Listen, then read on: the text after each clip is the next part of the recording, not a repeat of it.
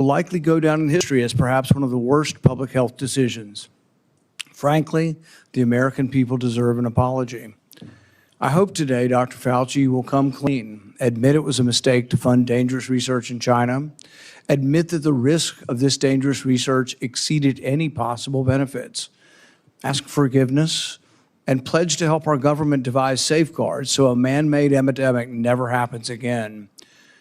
Instead of an apology, you have for years avoided responsibility. Regarding the lockdowns, you argue that you did not personally issue every lockdown order, close every school, or impose every mandate.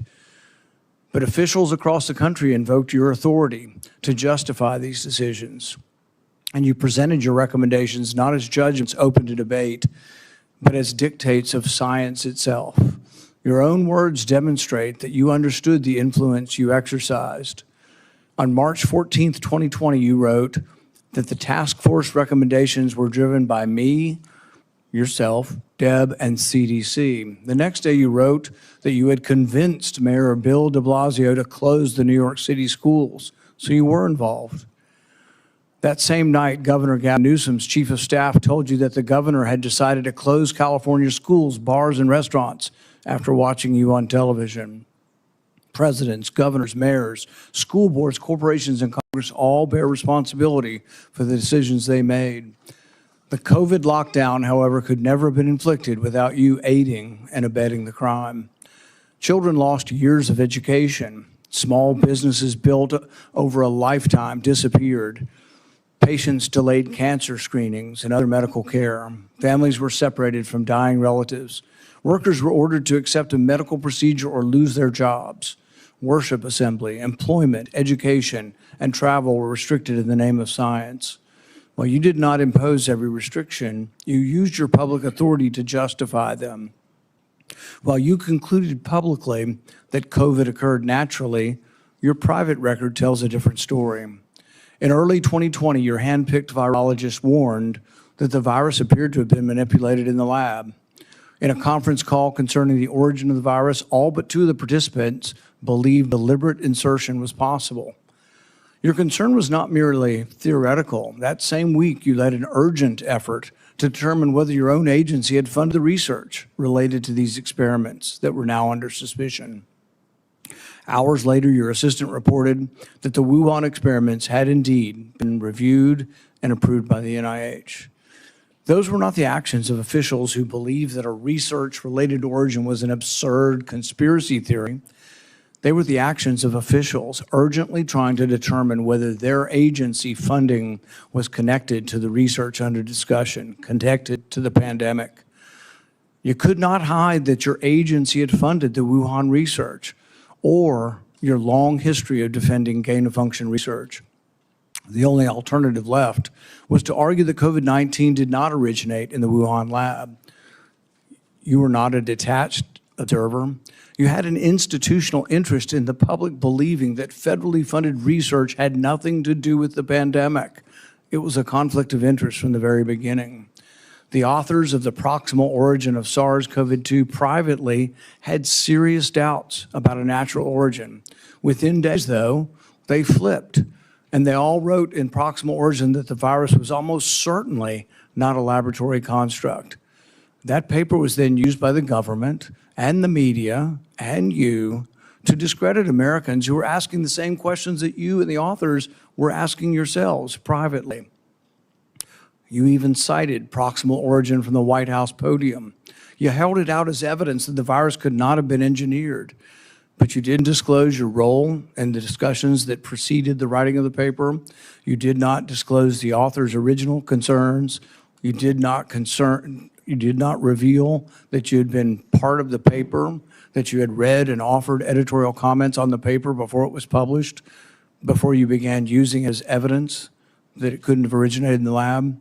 You did not disclose that you had immediately investigated yourself whether NIAID funding might be connected to the research.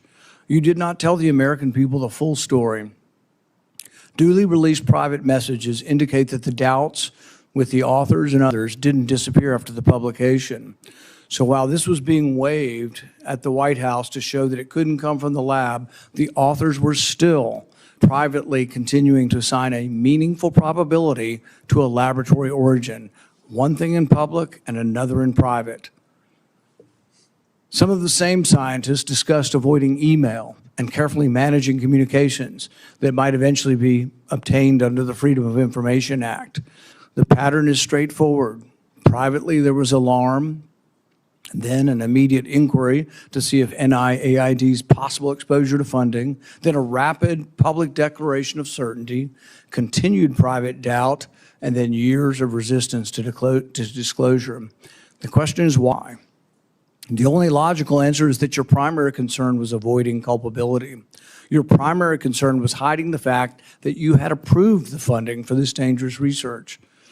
Your support of gain-of-function research is extensive and long-standing.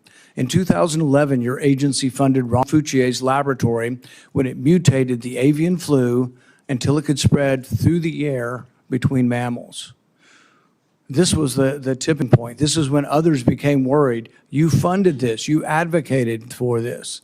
The federal government's own biosecurity board, though, recommended withholding the details of these experiments because of the danger the research posed. People were concerned that publishing it was publishing a roadmap to creating bioweapons around the world. But you sided with the gain-of-function scientist Fauci and argued that the benefits of publishing the research far outweighed the risks. You defended this avian flu transmissibility experiments as critical research. You wrote that even if a scientist became infected and triggered a pandemic, the benefits of the gain-of-function experiments outweighed the risk. In 2014, your agency, NIAID, began funding the Wuhan bat coronavirus work. In 2015, Ralph Barrick and the Chinese scientist Shi Zhengli published NIAID-supported research combining a bat coronavirus spike protein with a SARS backbone. The resulting virus could infect human airway cells. It's a novel virus that now can infect human cells. It gained transmissibility, it gained function. In 2018, the same group of scientists, EcoHealth, Barrick, Shi, and their collaborators submitted the diffuse proposal, which involved the insertion of a furin cleavage site into the coronavirus. DARPA rejected it as too dangerous. When COVID was sequenced, though, early on in January of 2020, within days, scientists discovered that, lo and behold, it had a novel furin cleavage site, just as had been proposed in the diffuse project. This was either an extraordinary coincidence or a smoking gun, evidence that the Chinese had created COVID-19. It made the laboratory origin question more legitimate, and it made your categorical public denials indefensible. On May 11th, 2021, you told the Senate, the NIH has never, ever, and does not now fund gain-of-function research in Wuhan, in the Wuhan Institute of Virology. When I gave you the opportunity to correct the record, to reconsider the statement, you responded that you had never before lied to Congress. We were then told that only the government's narrowest regulation of definite encountered here, that you could define gain of function in one way in which this wasn't gain of function, in which all of the common sense of the world would be thrown out, all of the idea that the mice were dying and the virus was more transmissible didn't matter because you had a technical definition that allowed you to fund it. But the real question is, was it dangerous? Was it a wise decision to fund this? And you haven't deviated from that. You've never admitted that it could have been a mistake funding this research in China. The American people weren't asking for a semantics debate over what is gain of function. They were asking, does common sense say this research was dangerous in Wuhan? They wanted to know whether their money-funded experiments in Wuhan that made bat coronaviruses better able to infect humans. The answer is yes. They wanted to know whether NIAID adequately supervised their work. The answer is no. When you defended this research, you described its benefits in the broadest terms. But when Congress demanded accountability, you hid behind the narrowest possible definition. You can't have it both ways. Your conduct concerning federal records raises further questions. It is a crime to destroy federal records. Yet our investigation reveals your assistant diligently reported that she deleted tons of emails. In 2024, you testified that you did not delete federal records. Who's telling the truth, you or your assistant? The committee has obtained repeated instructions from you telling federal officials to delete communications. On February 2nd, 2020, one day after Origin's call, you told Francis Collins, please delete this email after you read it. The committee asked for your voluntary cooperation to come today. Your appearance had to be compelled by subpoena. You're here today under duress. You're here today because of the court ordering it. President Biden issued you a sweeping pardon extending back to 2014, the same pardon he gave to his son Hunter. A pardon may protect a person from criminal prosecution, doesn't rewrite history. It does not erase documents. It does not convert a misleading statement into a truthful one. And it does not prevent Congress from establishing what happened. There will be another pandemic. There will be another crisis. And there will again be officials who insist that uncertainty must be hidden for the public's own good. They will demand obedience. They will invoke science. I am the science, as though it were a commandment.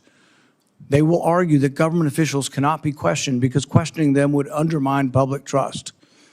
They have it backwards. It is secrecy that destroys trust. It is arrogance that destroys trust. It is censorship that destroys trust. And it is the refusal to admit error that destroys trust. That loss of trust may be your most damaging legacy. Trust can't be ordered, it has to be earned.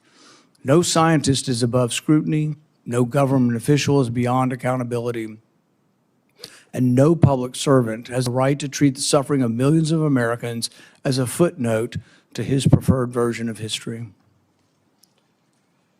I now recognize Senator Peters for his opening remarks. Thank you, Mr. Chairman. The Senate Homeland Security and Governmental Affairs Committee has a long and a very proud history of conducting serious oversight on behalf of the American people. When this committee has been at its best, Democrats and Republicans have worked together to investigate complicated issues, to follow the facts wherever they may lead, and produce recommendations that actually strengthen our nation's security and improve government functions.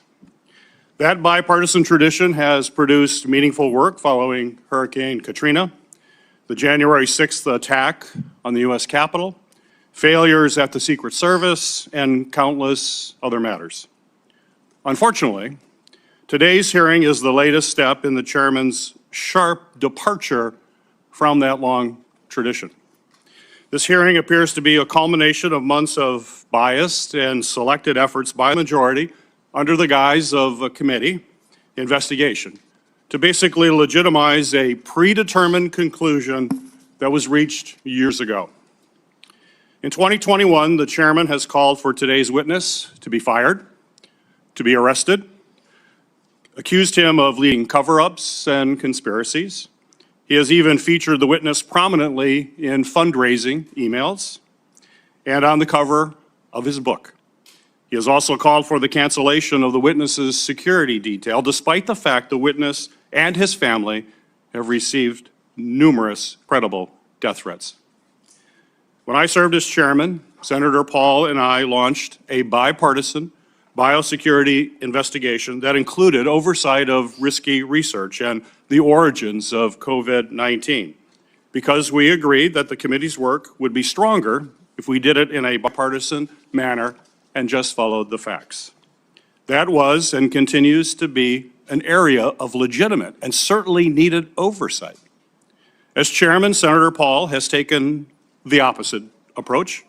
He has abandoned longstanding practice by blocking minority participation in committee oversight actions and has chosen to selectively release committee records that the minority has never had any access to in order to support his pre-drawn conclusions. The chairman has repeatedly excluded committee's minority and withheld documents and evidence from members that are entitled to receive them, disregarding longstanding Senate rules and committee precedent that have preserved the credibility of our oversight in this committee for decades.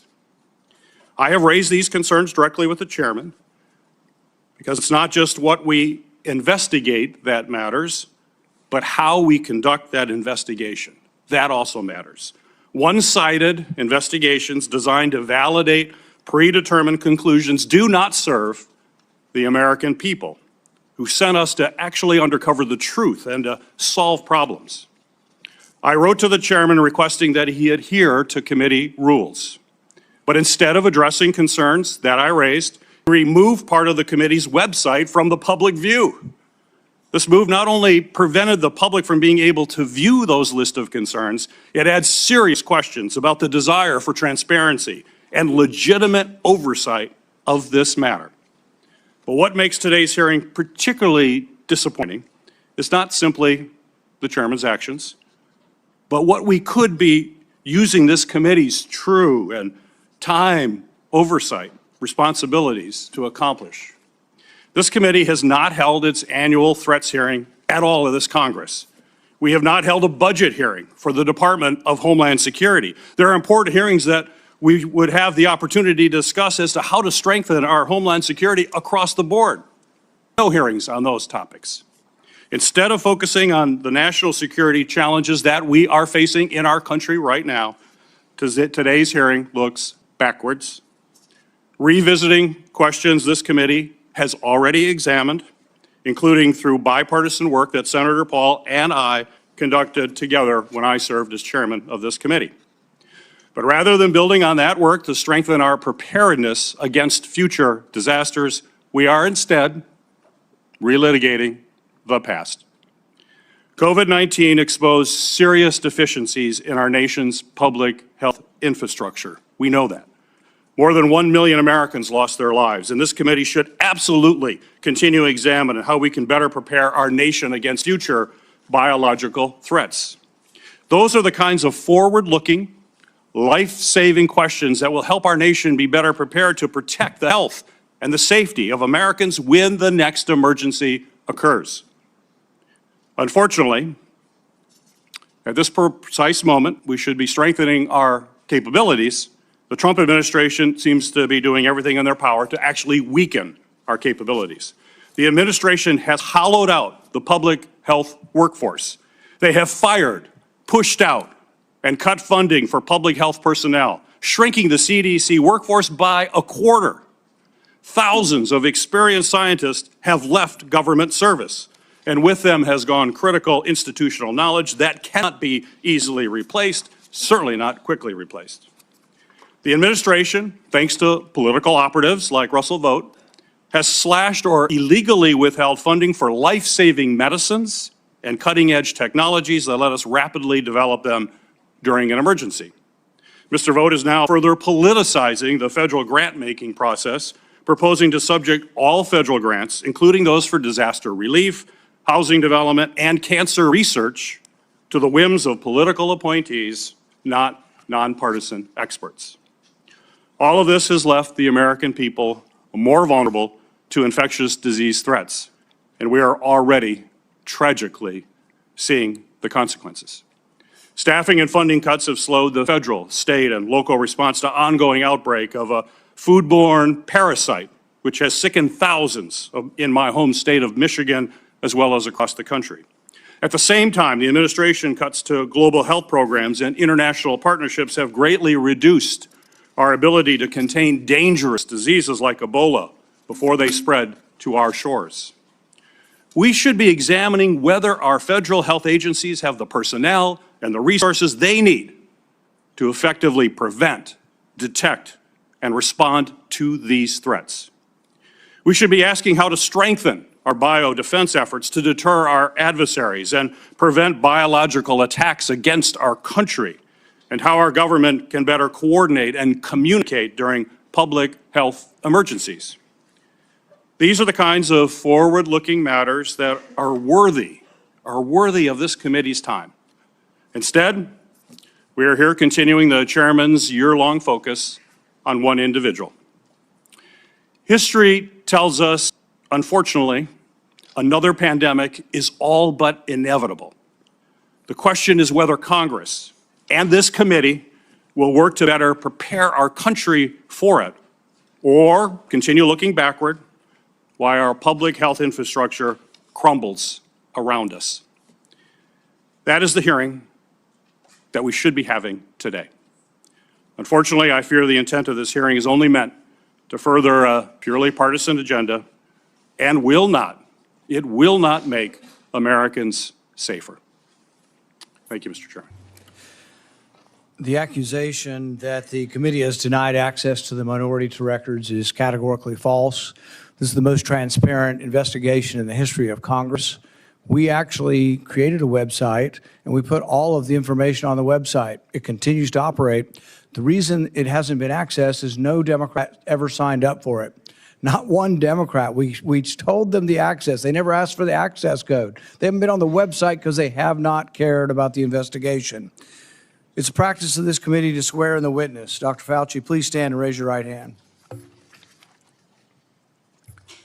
Do you swear that the testimony you will give before this committee will be the truth, the whole truth, and nothing but the truth? So help you God. Dr. Anthony Fauci, you are recognized for 5 minutes for your opening statement. Mr. Chairman, Ranking Member Peters, members of the committee, I served at the NIH for over 54 years, 38 of those as director of the National Institute of Allergy and Infectious Diseases. Over that period, I proved that I believe in and respect the value of legitimate congressional oversight. In fact, I testified before and/or briefed Senate and House Senate and House committees well over 200 times over those 38 years. During and after the COVID pandemic, I have appeared multiple times for hearings in the Senate and the House, usually under oath, and sat for several days-long transcribed sworn interviews, answering questions about the very issues that are now the subject of this hearing.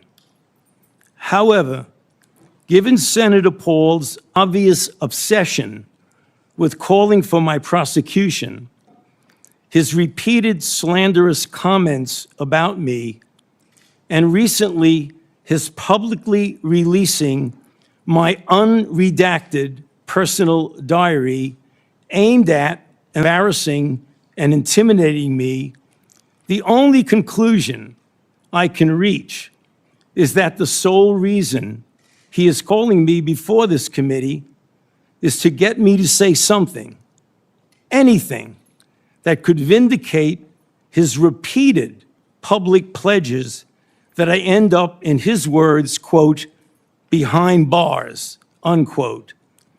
Any reasonable person who has followed his unhinged obsession with me would readily come to the same conclusion.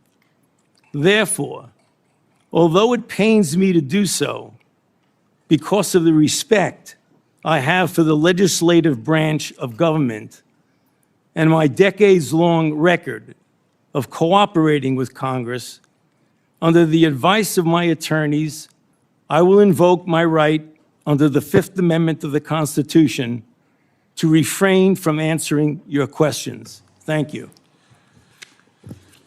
We will now begin a round of questioning. Dr. Fauci, your testimony today is compelled by a lawful subpoena. As you know, it's a crime under 18 U.S.C. Section 1001 to knowingly make a material false statement to Congress, with a penalty up to 5 years of imprisonment.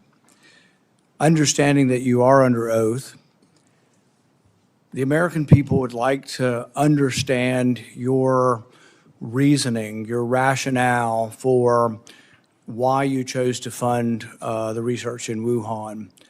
There have been, intelligence agencies, the CIA, the FBI, the DOE, have all come to the conclusion that more likely than not, the virus came from the lab in Wuhan.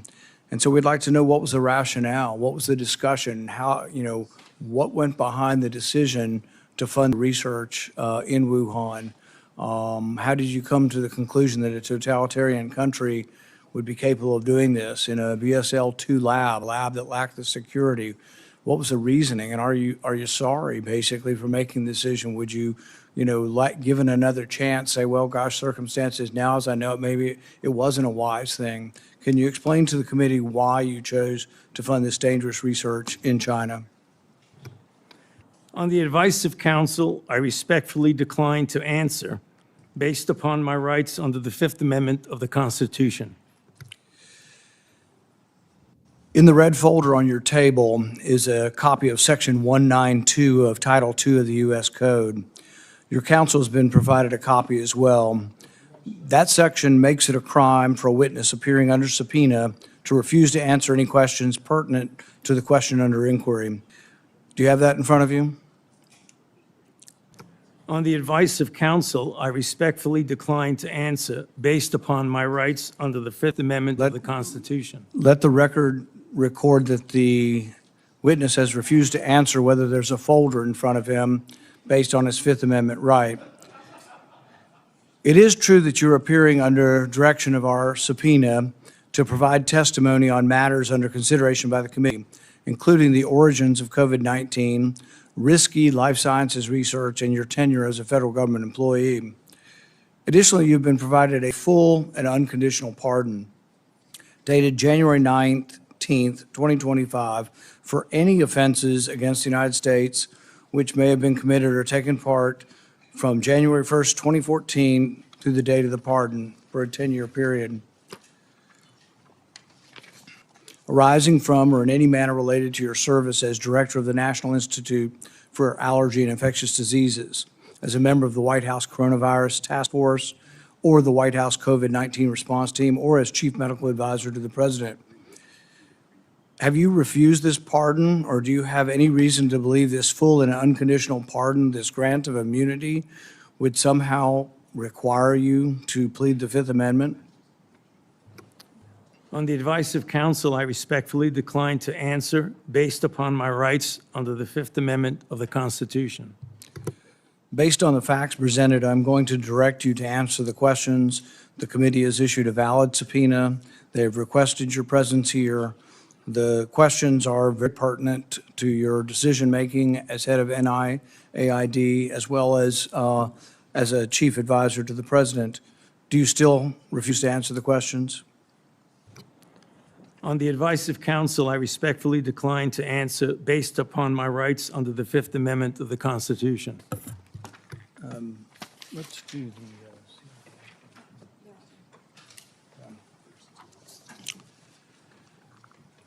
Dr. Fauci, were you ever made aware of gain-of-function research on monkeypox being conducted at the National Biodefense Analysis and Countermeasure Center, NBAC, at Fort Detrick? On the advice of counsel, I respectfully decline to answer based upon my rights under the Fifth Amendment of the Constitution. Dr. Fauci, did the CIA ever transfer funds to NIH under an interagency agreement? On the advice of counsel, I respectfully decline to answer based upon my rights under the Fifth Amendment of the Constitution. I'm going to, but I need the long list of the gain-of-function questions. Dr. Fauci, did the NIH ever conduct research for or in coordination with any element of the intelligence community, CIA, ODNI? On the advice of counsel, I respectfully decline to answer based upon my rights under the Fifth Amendment to the Constitution. The reason why these questions are important is, President Trump has done a ban, and we're glad that he did a ban on gain-of-function research. So we're better off than we were when we had an advocate serving as head of NIAID, an advocate for gain-of-function research. There is still, though, a question, though, whether or not the intelligence community is adhering to that order. There's a question of whether or not gain-of-function research is still ongoing. And these are important questions the American people deserve to know. Dr. Fauci, have you been read into any classified Department of Homeland Security program, any prospective special access program concerning gain-of-function research? On the advice of counsel, I respectfully decline to answer based upon my rights under the Fifth Amendment of the Constitution. When we look at the research in China, the gain-of-function research that you've denied was gain-of-function, one of the things that startled the scientists when they saw COVID in the first couple of weeks was when they looked at the sequence of it, they said, oh my God, there's a furin cleavage site in it. And in this particular family of coronaviruses, the SARS-CoV viruses, they'd never seen this before. They were also startled to look at it and see how it was coded for, what the codons were, and to discover that the codons used out of 36 different possibilities turned out to be the one that was commonly used in gene manipulation by scientists. Dr. Fauci, were the scientists at the Wuhan Institute of Virology capable of inserting a furin cleavage site into a coronavirus? On the advice of counsel, I respectfully decline to answer based upon my rights under the Fifth Amendment of the Constitution. So one of the experiments that was pretty common was they would take the backbone of a SARS virus, and this would be a SARS virus that the backbone itself wasn't that dangerous, but then they would dig through guano, 300 feet underground, bat guano. They'd find other viruses, unknown viruses. They'd take the S protein off of an unknown virus and stick it on a backbone. And then they would infect mice that have humanized cells. And they were trying to discover if they could create a virus that infects humans.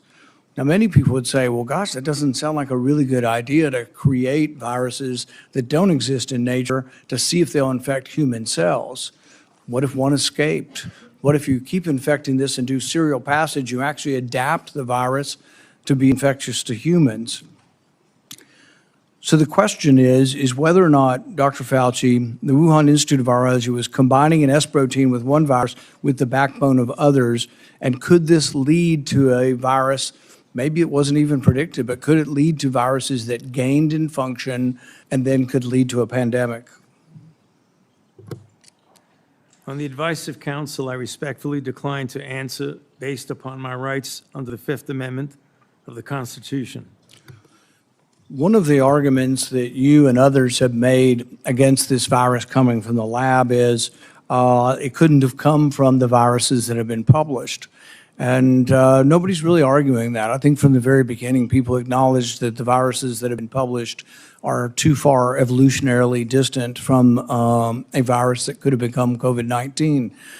But what has never been acknowledged by the side who tries to call the other side a conspiracy theory, which is really something you don't usually see in a scientific debate. This is the first time I've ever seen an article printed in Lancet by your friends who called this a conspiracy theory. You know, these are the kind of things you see as a screed on a political, website. You don't really see this in science. But when they release this as being a conspiracy theory, we're wondering that when you do this, when you combine these viruses and are able to grow them in humanized cells, whether or not this kind of risky research, whether you call it gain of function or not, whether you use the definition of gain of function, whether this kind of research should have had more scrutiny. I think in your House testimony, you testified that you never traveled to China and that you were unaware that anybody at NIH ever examined the labs, that you trusted the Chinese scientists. I think you said that even recently, that with your discretion, you trusted the Chinese scientists. The problem is that even in our country, we trust our scientists. They're good American scientists, probably doing the right thing for America. But at the same time, we oversight to make sure it's not dangerous research, but we also investigate the lab. I believe Fort Detrick was one of our main labs, was closed down in the last year or two because of, research institute, a research incident that was dangerous with dangerous pathogens. And so the American people would want to know, how could you approve this dangerous research in China, say that you trusted the Chinese scientists, and then in the end, you had to admit that you'd never been there, and none of your inspectors had ever been there. Dr. Fauci, had any of the labs where this dangerous research was occurring, were any American lab oversight or lab investigators, did they ever appear in these labs to make sure that they were safe labs? On the advice of counsel, I respectfully decline to answer based upon my rights under the Fifth Amendment to the Constitution. So one of the main theories for those who have looked at this being created in the lab was the idea that could have come from a virus not previously published. Dr. Fauci, are you aware that Dr. Shi, who worked for the Wuhan Institute of Virology, was said to, and I think in her own words, to have over 100 viruses that had not been previously published that could have been a close enough relative to create COVID-19? Are you aware of that? On the advice of counsel, I respectfully decline to answer based upon my rights under the Fifth Amendment to the Constitution. Under your testimony previously, when you denied ever having funded gain of function in China, it was so adamant as to be striking, to leave no room for any interpretation of what is or isn't gain of function research. But there's another important question. Did you fund gain of function research in other biolabs around the world? On the advice of counsel, I respectfully decline to answer based upon my rights under the Fifth Amendment to the Constitution. The one research project that we do know you did fund is the one that Ron Fauci did. And it's important to talk about because this sort of was the beginning of the debate over gain of function. And this wasn't just me. I wasn't even aware of the debate 10 years ago. This was other scientists. Over 200 scientists at the Cambridge Working Group signed a protest because they didn't think you should fund research, and they didn't think it should even be published because it was sort of a roadmap as to how to make a bioweapon. So what they did was the avian flu, and this is important. It may be the most important question we get to here today. The avian flu has about 50% mortality for humans. The good news, though, about animal viruses is they don't infect humans very well. It will infect humans, but doesn't go human to human very well. Ron Fauci, with the money that you provided to him, did an experiment where he caused purposeful mutations to create a new virus, an avian flu that didn't just infect birds well, but actually infected mammals well, went ferret to ferret in an aerosolized manner. People saw this and were aghast, at the decision-making process that you decided to fund this.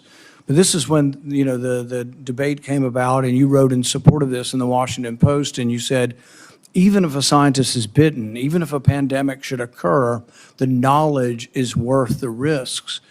Do you still stand by that? Would you like to qualify at all whether or not the knowledge of gain of function is worth the risks, particularly in this case, since we now know 15 million people died worldwide? Many people believe this came from the lab. Do you think that the risks really are worth the benefits for gain of function research? On the advice of counsel, I respectfully decline to answer based upon my rights under the Fifth Amendment to the Constitution. All right. We're going to finish with this question, and it's based really on that statement, that general statement in your support for gain of function, the idea that the benefits outweigh the risks. So there are many other people who disagree, and they aren't politicians or not, I don't know what party they're in. David Relman is probably one of the most esteemed, and he is a scientist at Stanford. He, I think, has classified clearance. He's been a consultant to our government probably for a decade or more. And he about this publicly, he says the opposite. He said that the risks of this research do not outweigh the benefits. He said the risks, we shouldn't do it. Richard E. Bright, who's been involved in this debate for 2 decades, says the same thing. Says we really shouldn't be doing this at all. There's a quote also by, the Kevin Esfelt quote, is that at the very end?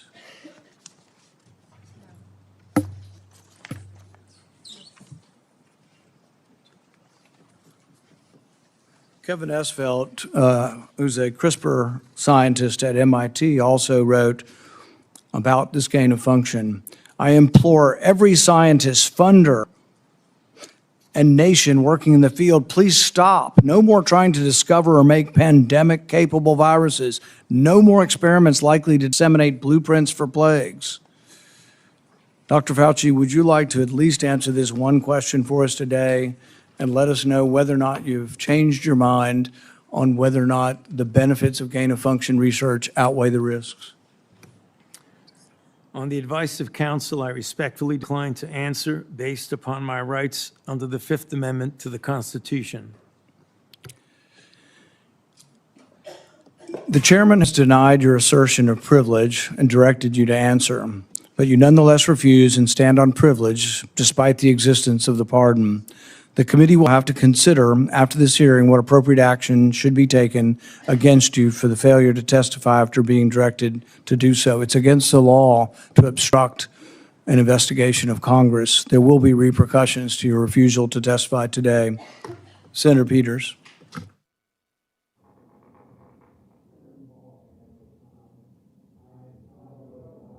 You're not recognized. You're not recognized. If you are unruly, you will be removed from the proceeding. You are not recognized, and you are not recognized, sir.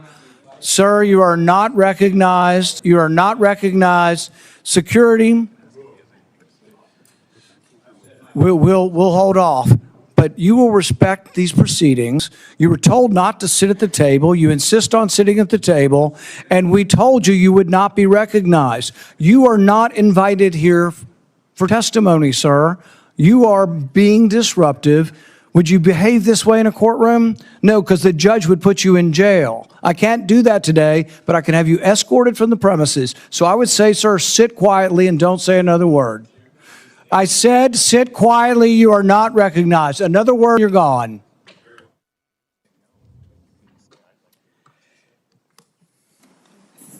So, Mr. Chairman, I'd like to hear what the attorney has to say. He is not recognized by the committee or the chair. If he speaks again, he will be removed from the room. This testimony is from Anthony Fauci. This is not a game with his lawyers.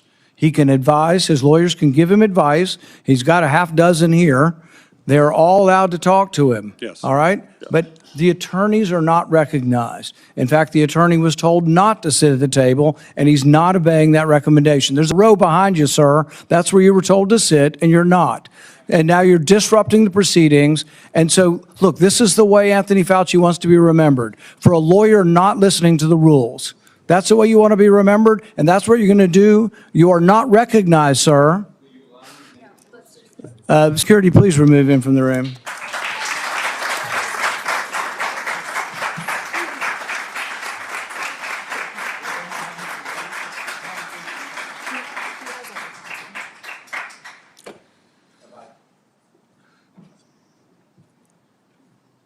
I just go into your...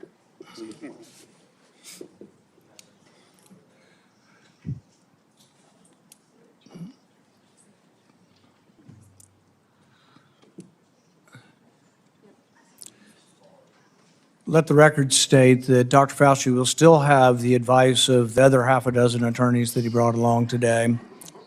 Senator Peters. Thank you, Mr. Chairman. The COVID-19 pandemic is not the first or the last public health crisis to impact our nation. In December 2022, I released a report that identified significant failures in our federal government's preparedness and initial response to COVID-19. This report contained 17 key findings. It's a very large report, which I have right here. It contains 17 key findings and corresponding recommendations, including the need to invest in sustainable domestic manufacturing capabilities for critical medical supplies, build the infrastructure needed to surge testing capacity for infectious diseases, and robustly fund public health emergency preparedness and responses across all levels of government. Unfortunately, multiple administrations, including the current Trump administration, have failed to fund or to reform our health preparedness. This is something that I would hope the committee in the future would investigate. It needs to be taken a look at. It also feels like a new public health threat is hitting us every month. There's a foodborne parasite affecting thousands of people in Michigan and across the country, and our federal agencies still haven't fully pinned down the source of that outbreak. Measles cases in this country are at the highest they've been in 35 years. More children are getting sick and even hospitalized from this preventable disease. Over 1,000 people have died from the Ebola virus in Africa, and we don't know how widespread this crisis actually is. We have a hantavirus scare on a cruise ship, and though it hasn't made headlines in the way that the screwworm threatening our food security has, I remain concerned about bird flu that is also spreading and could one day cause a pandemic. This is also something this committee should be investigating and holding hearings on. Since January 2025, the Trump administration has taken a number of actions to drastically weaken our ability to fight infectious diseases and biological threats that endanger Americans. These actions are both incomprehensible and are also inexcusable. They include slashing funding for public health and infectious disease research, canceling contracts for cutting-edge vaccine technology, shutting agencies responsible for tackling infectious diseases around the world, firing thousands of federal employees with keeping our communities and our medicines and our food supply safe, and injecting political appointees in what should be non-political grant-making functions. That is something this committee should be looking at. I could go on. I could go on all the topics that we need to be looking at moving forward to protect this country. We're not doing that in this committee. That's what this committee was designed to do. It's what it has done throughout history. It has done it in a bipartisan way. We should get back to that and think about the future of this country, keeping this country safe. When a crisis like COVID-19 strikes, we have an obligation to examine what went right and what went wrong to provide accountability for the American people. Congress certainly has done that. Between the House and Senate, nearly 20 different committees, including this committee, as I mentioned, have conducted oversight of the COVID-19 pandemic, conducting transcribed interviews, holding dozens of hearings, and released more than 10 reports. Today's exercise, unfortunately, is a stark departure from those largely bipartisan, legitimate efforts. The chairman has shut the minority out of participating equally in these efforts, withheld information, selectively released documents, actions that completely undermine the credibility of this investigation. I will enter a record without objection, Mr. Chairman, a letter that I sent to you that detailed all of those areas that we have concern with and where we were shut out. Without objection. We'll provide other details as well. I think today's hearing unfortunately does real damage. It's tempting to turn one person into the scapegoat for a crisis that hundreds of officials across both the Trump and the Biden administration were responsible for handling. And it does so in a way that people that are facing death threats. This is only going to unfortunately deter other scientific experts from public service to understand that this is what they would have to go through as they provide their advice to us. We're not going to make our nation safer, and I hope that we can restore by doing these kinds of activities, and I hope that we can restore our legitimate bipartisan oversight that's going to help strengthen our public health and pandemic preparedness and other homeland priorities. That's what this committee needs to focus on. It hasn't the last year and a half. Let's hope it does in the future. Thank you, Mr. Chairman. Senator Johnson. Thank you, Mr. Chairman. Dr. Fauci, I hope the American people listen very carefully to Chairman Paul's opening statement. I think it's a stunning indictment of the actions you've taken that have been so destructive to global health. I certainly understand why you needed a pardon. I certainly understand why, on the advice of counsel, you're not answering any questions, because I think it'd be almost impossible for you to answer the questions truthfully without really demonstrating what you did, your culpability, self-incriminating. We have, all of us, has prepared a lot. I've been deluged with questions to ask Dr. Anthony Fauci. There are so many legitimate questions that deserve answers, and now you're not willing to provide those answers.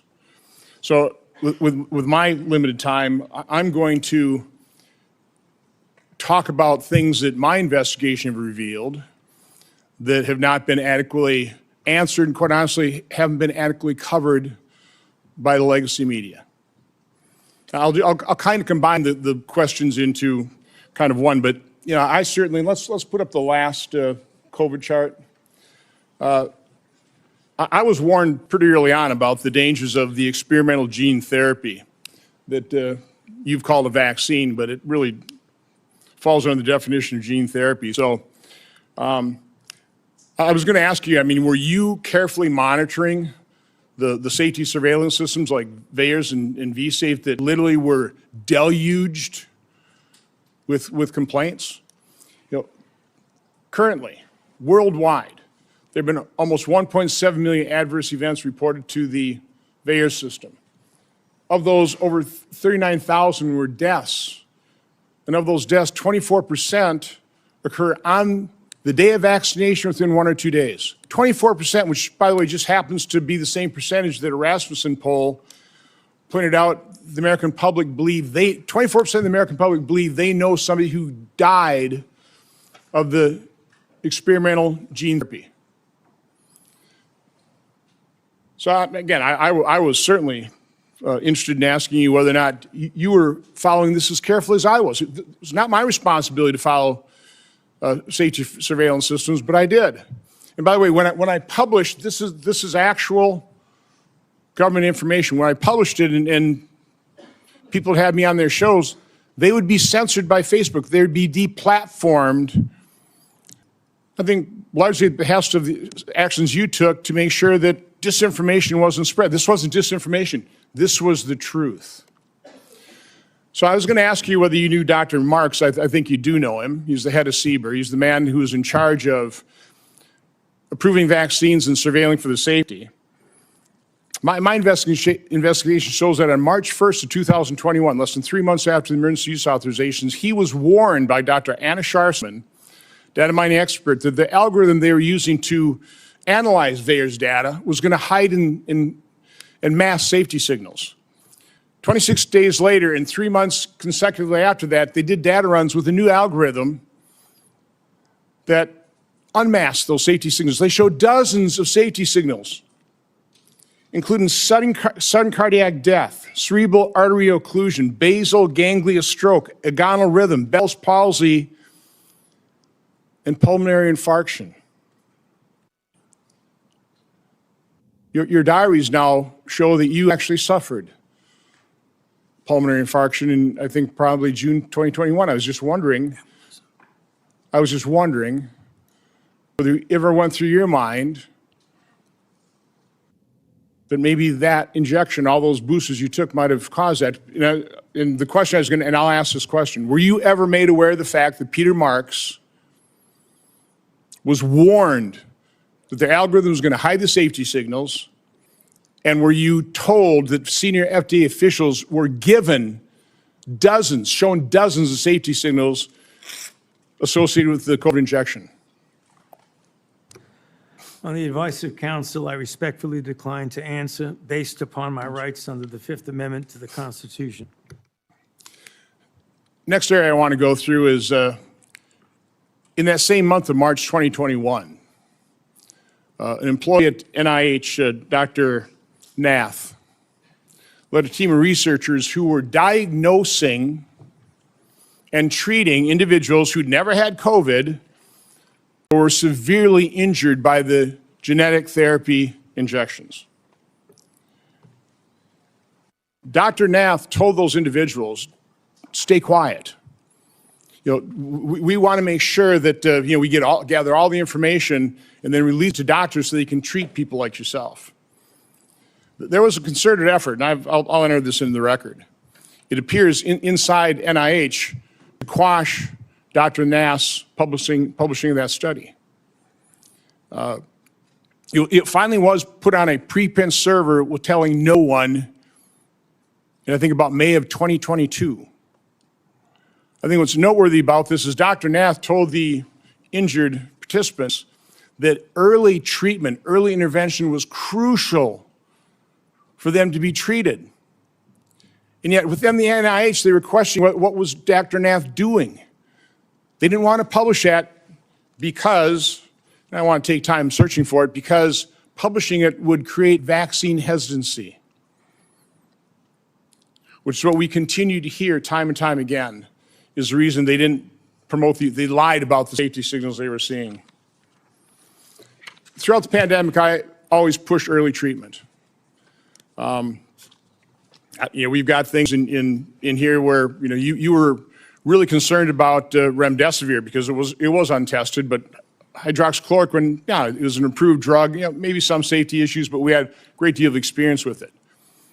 All of a sudden, you had the Surgisphere study that was retracted within 2 weeks because it was completely false, totally blew up the use of hydroxychloroquine. And then when it comes to ivermectin, which, by the way, because I was contacted by so many people, I referred them to doctors who actually had the courage and compassion to treat vaccine-injured individuals. It works. But I was going to ask you whether you were involved in the FDA attack on ivermectin. You had a interview on CNN on August 29th of 2021, where, again, I just don't want to take time to find the exact quote, but you said there's no evidence that ivermectin is helpful. On that exact same day, and I've got the studies right here. There was a website that was tracking the random controlled studies. Here they are, showing 60, 70% efficacy of ivermectin. The same day you say there's no evidence, there was all kinds of evidence. Loved ones had to go to hospitals, had to sue hospitals. Just, would you try it? So I would want to know, to what extent were you involved in sabotaging hydroxychloroquine, ivermectin, and did you do that because you knew the only way you get an emergency use authorization of these drugs, these experimental gene therapy, was if there was no effective treatment, you couldn't get the emergency use authorization. So is that why you helped sabotage these cheap generic drugs in favor of remdesivir, which, by the way, nurses, are you aware of the fact that nurses called it run, death is near? On the advice of counsel, I respectfully decline to answer based upon my rights under the Fifth Amendment to the Constitution. But let me end on this note because this just came to light. We've got 11 million pages of documents. We also have other people who are in the room. But now you actually lied to your own diary. On March 27, 2020, you wrote in your diary, "To my surprise yesterday, the POTUS sent a letter to governors outlining a plan to reopen county by county while monitoring the spread of virus in the low-risk counties. This was half-baked and never shown to Deb or I before it was sent out." So we have evidence that, in fact, you were fully aware of it and certainly approved it, if not authored it. So I was just simply asking you, is that true? Did you literally lie to your own diary? Did you know of that letter sent out to governors about reopening county by county? And again, Mr. Chairman, I'd ask you to ask the witness to just answer that one simple question. On the advice of counsel, I respectfully decline to answer based upon my rights under the Fifth Amendment to the Constitution. Thank you, Mr. Chairman. Senator Hassan. Thank you. Dr. Fauci, I want to start by thanking you for more than 50 years of service to this country at the National Institutes of Health. And it is unfortunate that you have been put in the position that you are in today. And it must be enormously frustrating to know that this hearing is designed to entrap you. It must be very frustrating for your attorneys to hear the chair's mischaracterization of the legal issues and posture that impact your decisions at the witness table today. Meanwhile, I was going to ask you a series of questions about things that are relevant right now to the people of the United States about the state of public health in this country. Since President Trump took office in 2025, more than 4,500 cases of measles have been reported. That is more cases in the year and a half since Donald Trump has been president than were reported from 2000 to 2024 combined. Children are dying because there has been increased vaccine hesitancy fueled by Robert F. Kennedy Jr., the Secretary of Health and Human Services, and frankly, his entire administration. Thousands of people in the United States of America have been sickened by a foodborne parasite, and the outbreak is nowhere near under control, as staffing at the FDA and other critical public health entities has been slashed by Russell Vought and Elon Musk. Last year, the National Institutes of Health awarded 201 fewer grants compared to the previous years. 207, I am corrected, compared to previous years. As those grants were either canceled or delays, especially at the beginning of the Trump administration, I can tell my colleagues what the impact was on people in New Hampshire, on scientists in New Hampshire, on clinical trials in New Hampshire, where people's cancer treatment was interrupted because Elon Musk and Russell Vought know better, they say, than the people at NIH about what to fund. And because they did some sort of word search, it seems, for some of the grants, and boy, oh boy, if you were studying rural health in New Hampshire and trying to understand how to better engage people who need health care in rural America, that was off the table. America is losing researchers and scientists to other countries because researchers and scientists, highly trained, highly qualified, invested in often by the American taxpayer, are finding the hostility from this administration so strong that it interferes with their science, and they want to pursue science wherever that science takes them. I also sit on the Health, Education, Labor, and Pensions Committee. We have had a number of hearings with nominees recently to fill critical spots. One of those nominees is Dr. Erica Schwartz, a brilliant woman, medical degree, biomedical engineering degree. I think she also told us she has a law degree and a master's in public health. She was a two-star admiral in the United States Navy, an experienced doctor. And yet, when I asked her if she would push back at Secretary Kennedy, if he instructed her to suspend the promotion of the flu vaccine, as he did at some point in the last few months, there's an email to prove it, she couldn't answer that question. She either could not, would not, or had been bullied into evading a question about whether she, as the director of CDC, would stand up to Secretary Kennedy, the most qualified Secretary of Health and Human Services this country has ever seen, and more than unqualified, somebody who pursues conspiracy theories, degrades people with disabilities, and continues to promote disproved science. That's the state of healthcare and public health in this country right now, not to mention the $1 trillion or so of cuts to the Medicaid program that is decimating healthcare in my state and decimating it around the country, not to mention the refusal of my colleagues and this administration to extend critical tax cuts for people who are trying to afford insurance on the Affordable Care Act. I just was at one of my community health clinics, and they are reporting fewer and fewer people coming in for care, disrupting care because they can no longer afford health insurance. And that is impacting, of course, the revenue stream to the community health clinic, their ability to hire and pay people, their ability to take care of their community. That's what I wish we were having hearings about in this committee and in the Health Committee. That's what I wish we were trying to address in a bipartisan way. But instead, we are here in an attempt to entrap you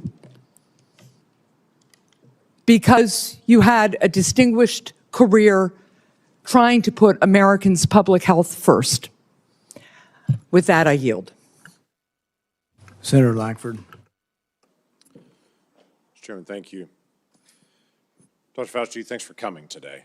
I know you're invoking your Fifth Amendment right, which you have the right to be able to do constitutionally, but thanks for coming and be a part of this. There are a lot of issues and a lot of questions that have come up, and hopefully in some day in the future, we'll be able to get all this clarity to be able to pull together.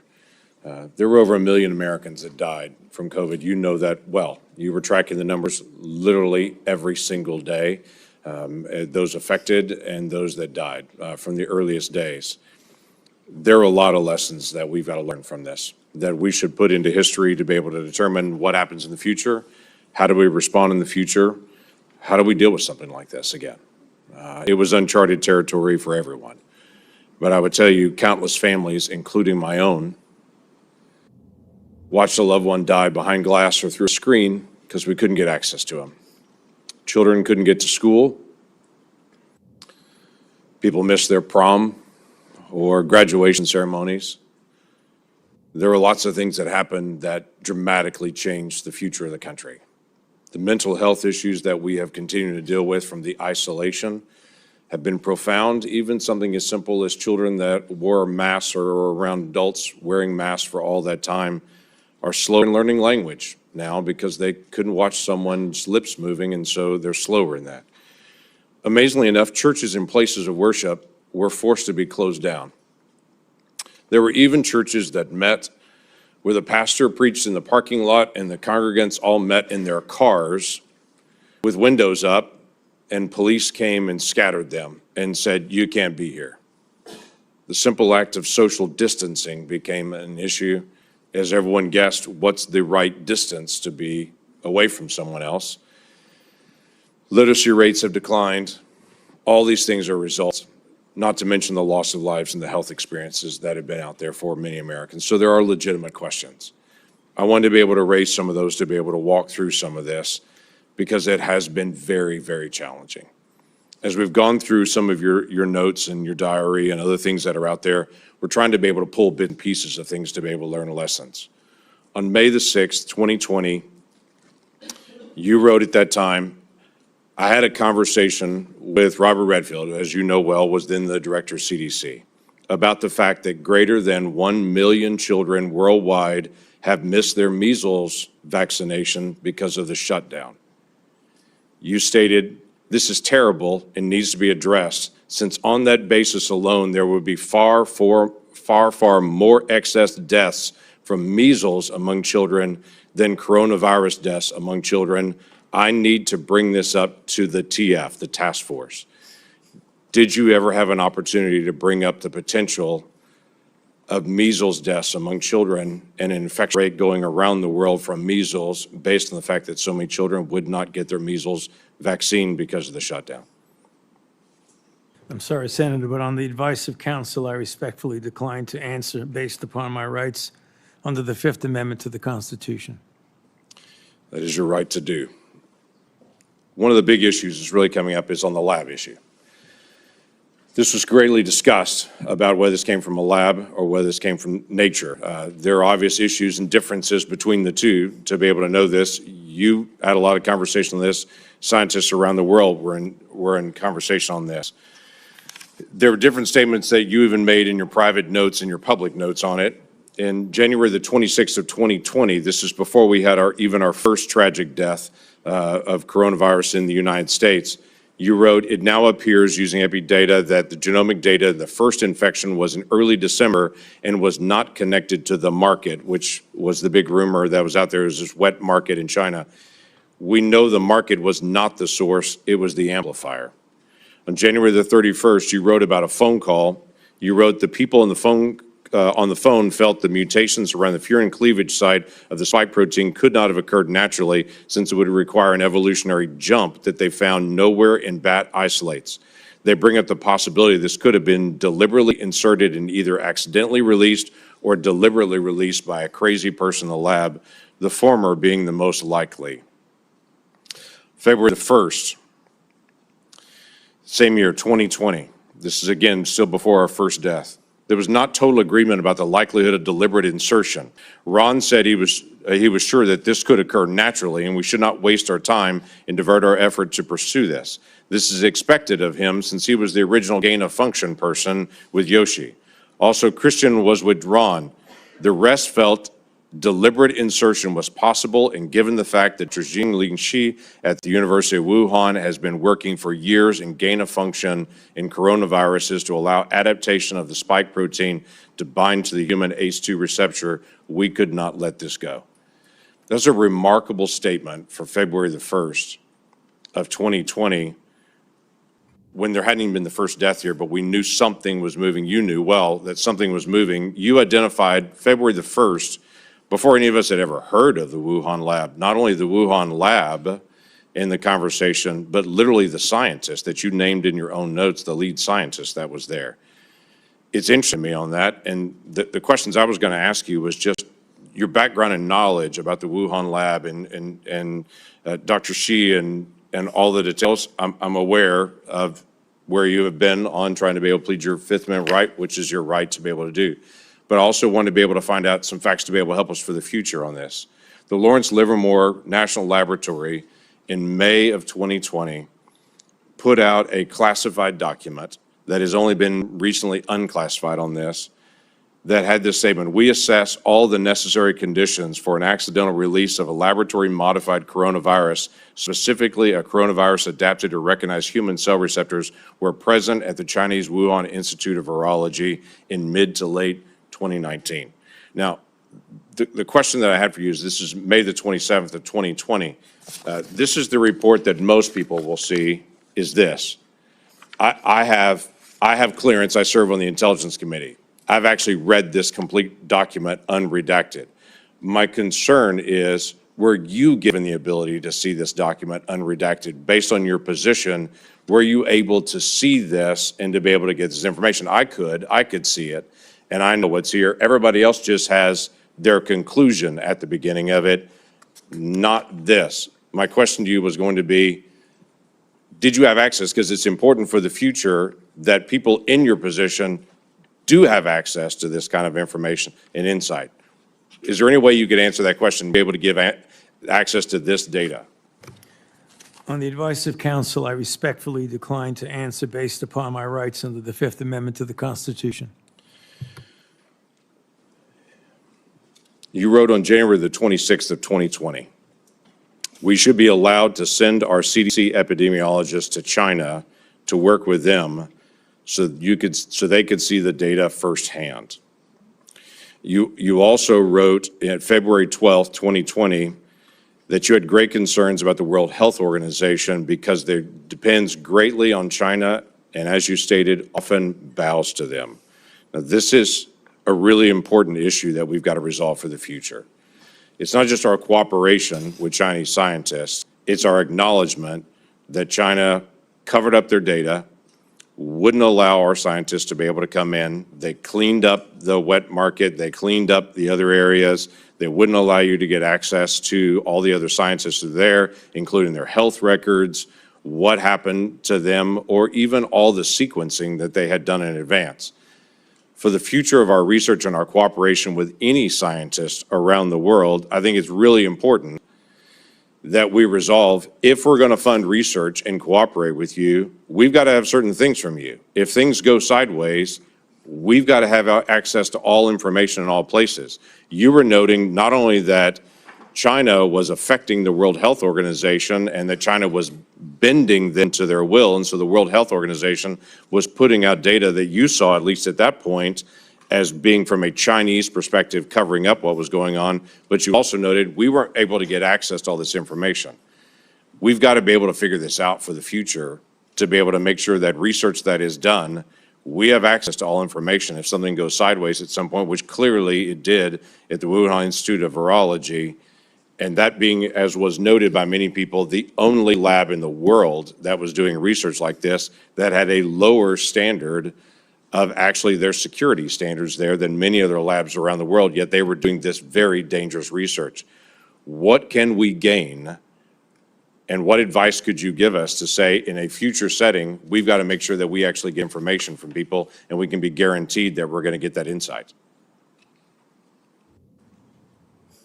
Yes, sir.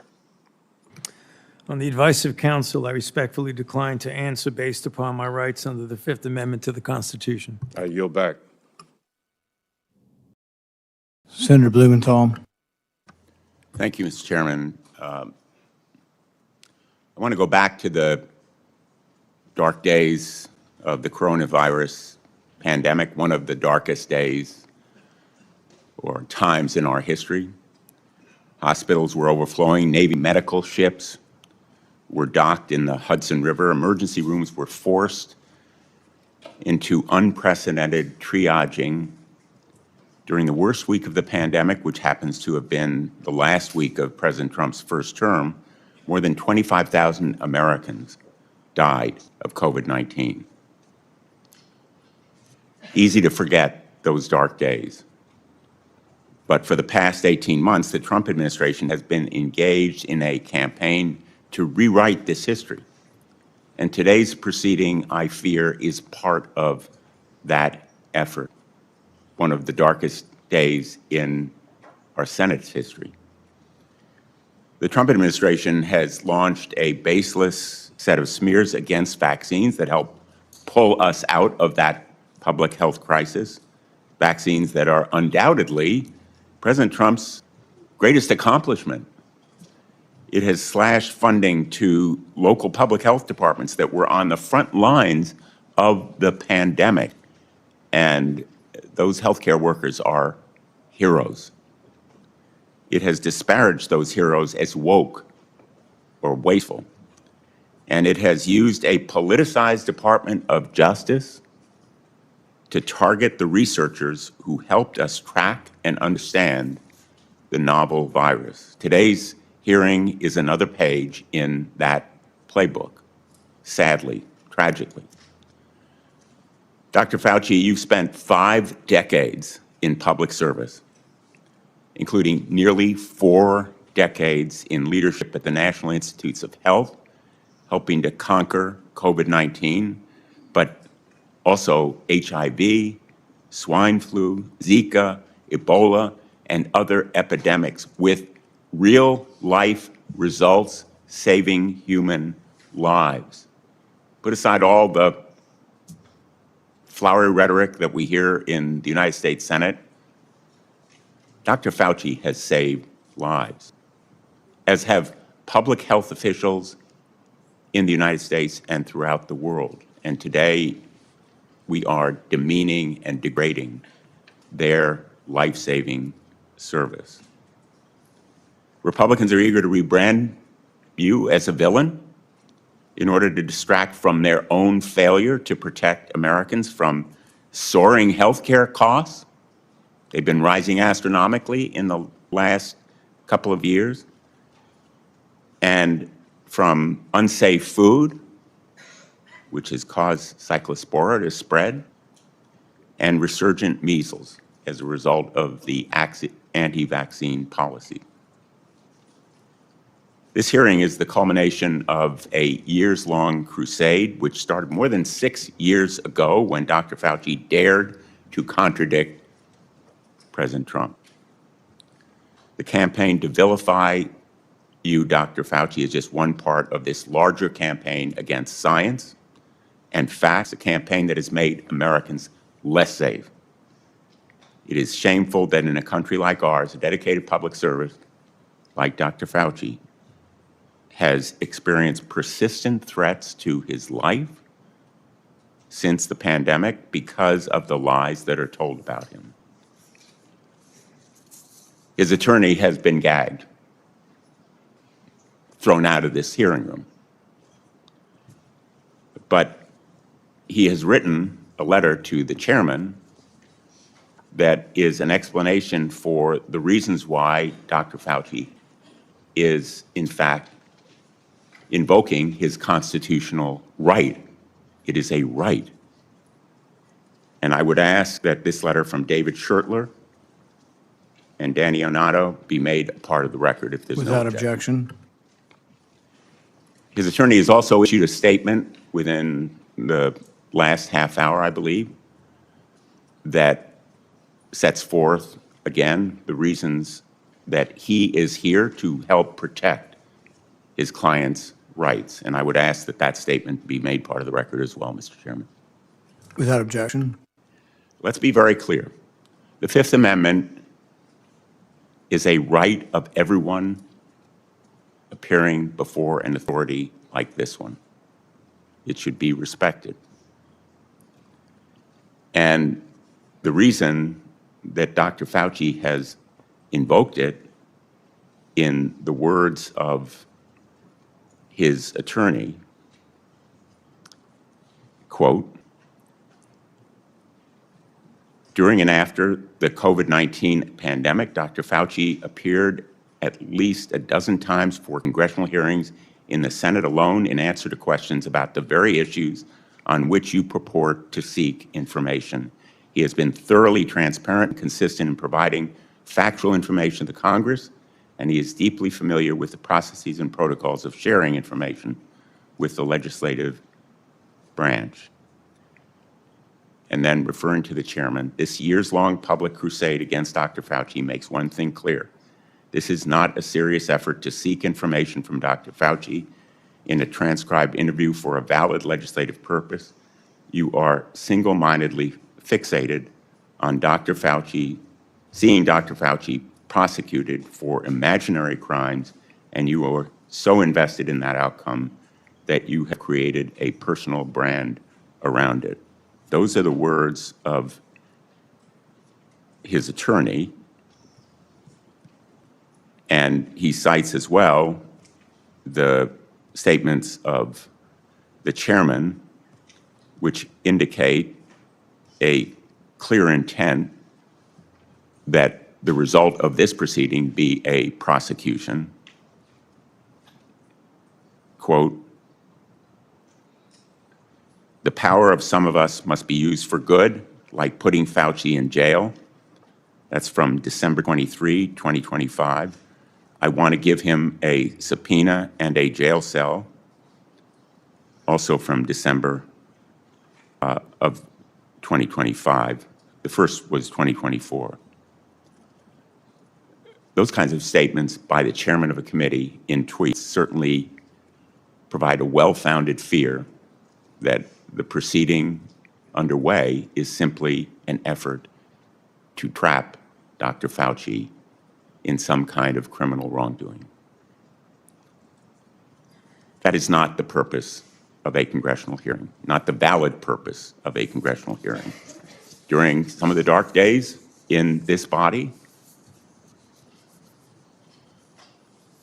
under Senator Joe McCarthy, it became standard operating procedure to seek that kind of prosecutorial objective.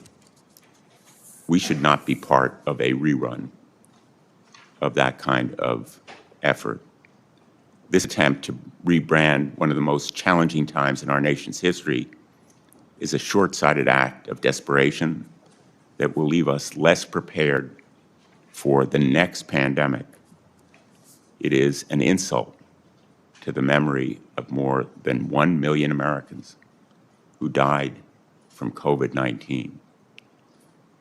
If there are valid scientific questions about the origins of this pandemic, COVID-19, about the kinds of steps that were taken to counter it, about the need for more preparation, they should certainly be addressed, but not in a show trial, not as part of a continuing vendetta against a single individual. And unfortunately, I fear that is what we are seeing today. America deserves better. Thank you, Mr. Chairman. In no courtroom in America can you have your witness plead the Fifth Amendment, and then your attorney gets to testify. That's what that letter is. The attorney's complaining and testifying, saying, he didn't do it, the prosecution's unfair. You don't get to do that. That's one thing you give up when you take the Fifth Amendment. You say, I'm not going to testify. I'm not going to give you any information. You don't then get to put your lawyer forward to justify it. He can do it in the press, but you can't come and testify. He was not invited to testify, and he was out of order, and it was appropriate to have him ejected. Senator. Chairman Paul, thank you for doing this. I think, I know in my state, people have been asking questions about Dr. Fauci for years. So Dr. Fauci, your entry has made clear that you love being a hero, a celebrity, and here having the eyes of the world upon you. You loved every newspaper profile, every photo shoot, every fancy dinner with the elites. To many Americans who lost family members, who lost trust in our federal government, you're not a hero. Unfortunately, you're a villain. You made yourself the story and abandoned the American people to serve your own ego. To begin, I would like to talk about your relationship with David Morenz. He was the senior advisor in the NIAID, Office of the Director, your office, for 16 years. He was your friend. He was a frequent guest at your house. You reportedly co-authored over 50 scientific articles with him. You turned to him first right after COVID-19 first occurred. Earlier this year, the Department of Justice charged him with conspiracy against the United States, in addition to other charges as part of a conspiracy to conceal information and falsify records to suppress alternative theories about the origins of COVID-19. Now, you've publicly kicked this man to the curb, saying, Dr. Morenz was not an advisor to me on institute policy or other substantive issues. So let's start with the use of personal Gmail accounts and David Morenz's relationship with Peter Daszak. David Morenz tells Peter Daszak, president of Equal Alliance, and you've got this in front of you, it's Exhibit 1, and it's already in the record as part of this. It says, quote, P.S. I forgot to say that there's no worry about FOIA. I can either send stuff to Tony on his private Gmail or hand it to him at work or at his house. He is too smart to let colleagues send him stuff that could cause trouble. Dr. Fauci, did Dr. Morenz's relationship with Peter Daszak concern you? Yes or no? On the advice of counsel, I respectfully decline to answer based upon my rights under the Fifth Amendment to the Constitution. Did David Morenz ever bring documents to your house? On the advice of counsel, I respectfully decline to answer based upon my rights under the Fifth Amendment to the Constitution. Did you ever receive a text about your work at NIAID to your personal cell phone? On the advice of counsel, I respectfully decline to answer based upon my rights under the Fifth Amendment to the Constitution. Did any text about your work at NIAID that went to your personal cell phone ever become part of federal records?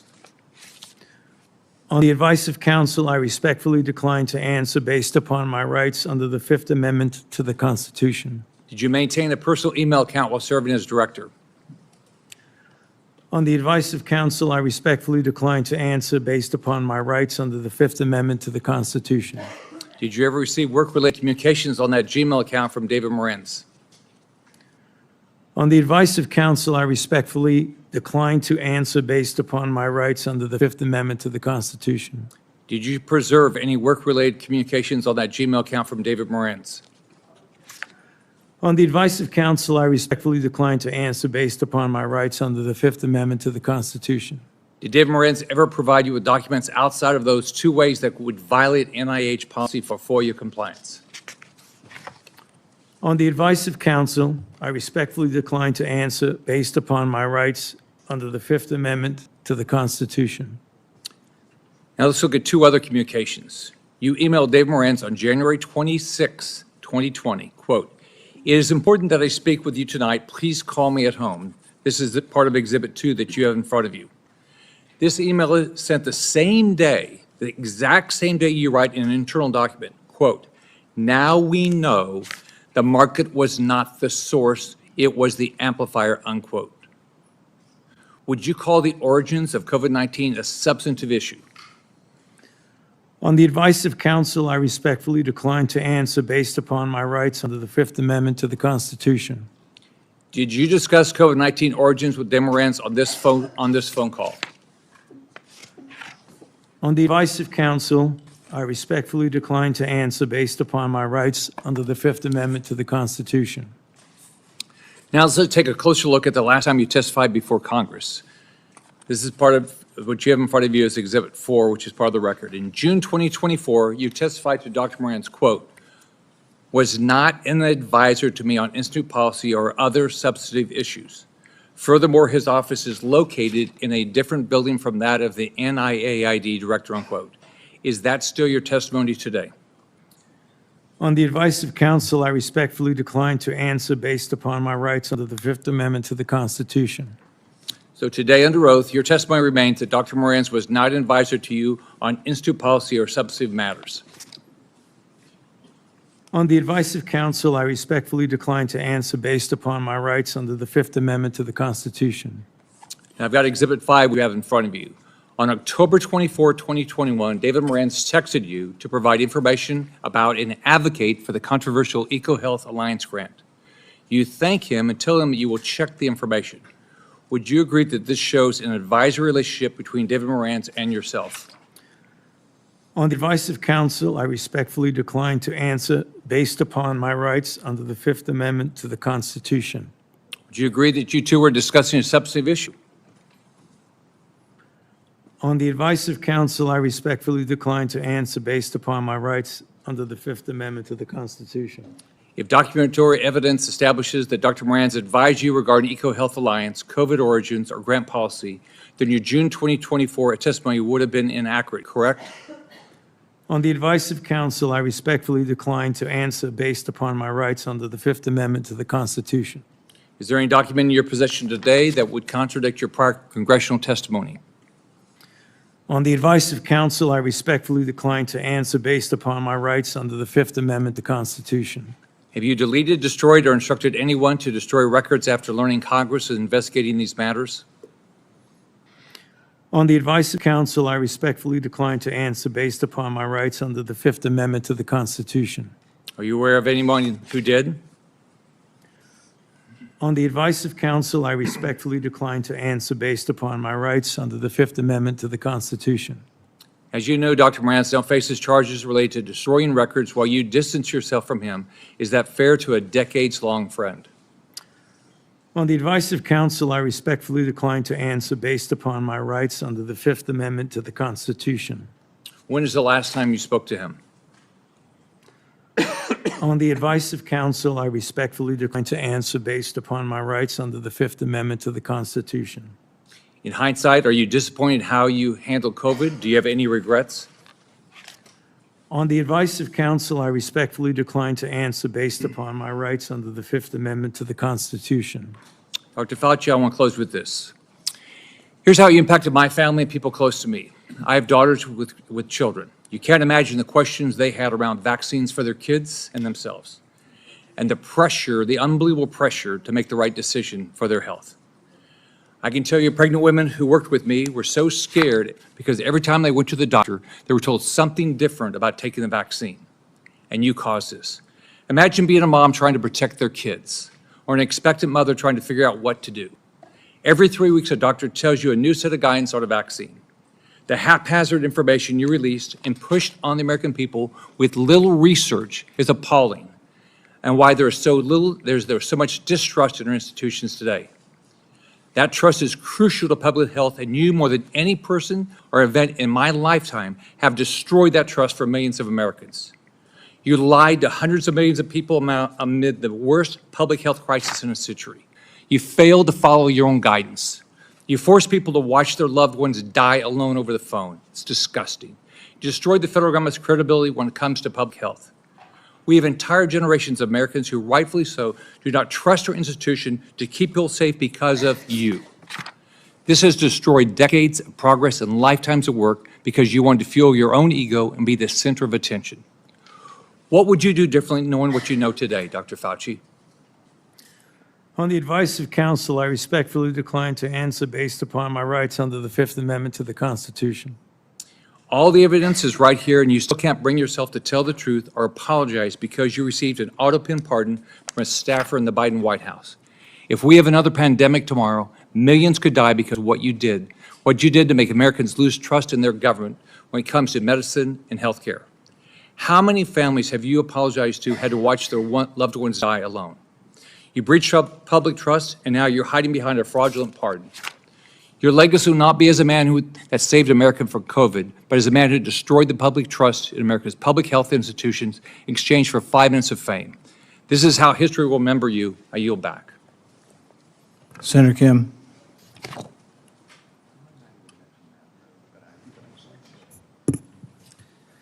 Thank you, Dr. Fauci, for coming on in front of this committee. I know it's not what you would want. It's not what you deserve.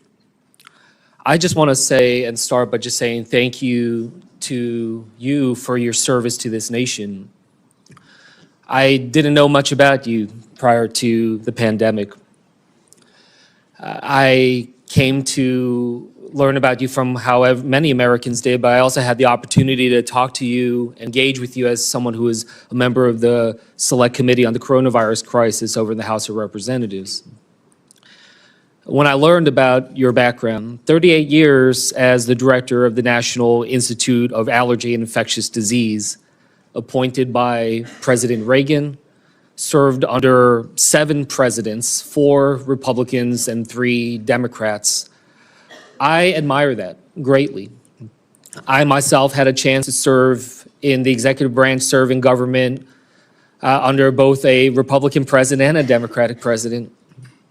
And I believe that we need more of that type of work, a place where we can understand our jobs not as coming from a place of partisanship and politics, but that of just public service.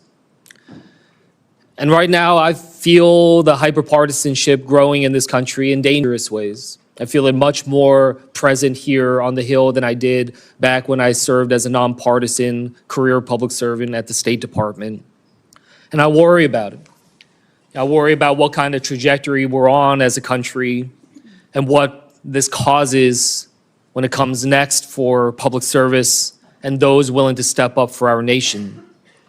And it's not just in the attacks, but we see it brought out with the cuts to funding, to the firing of federal workers, to the demonization of their motivations, people calling our public servants criminals, thinking that they are there solely to undermine others that are trying to engage.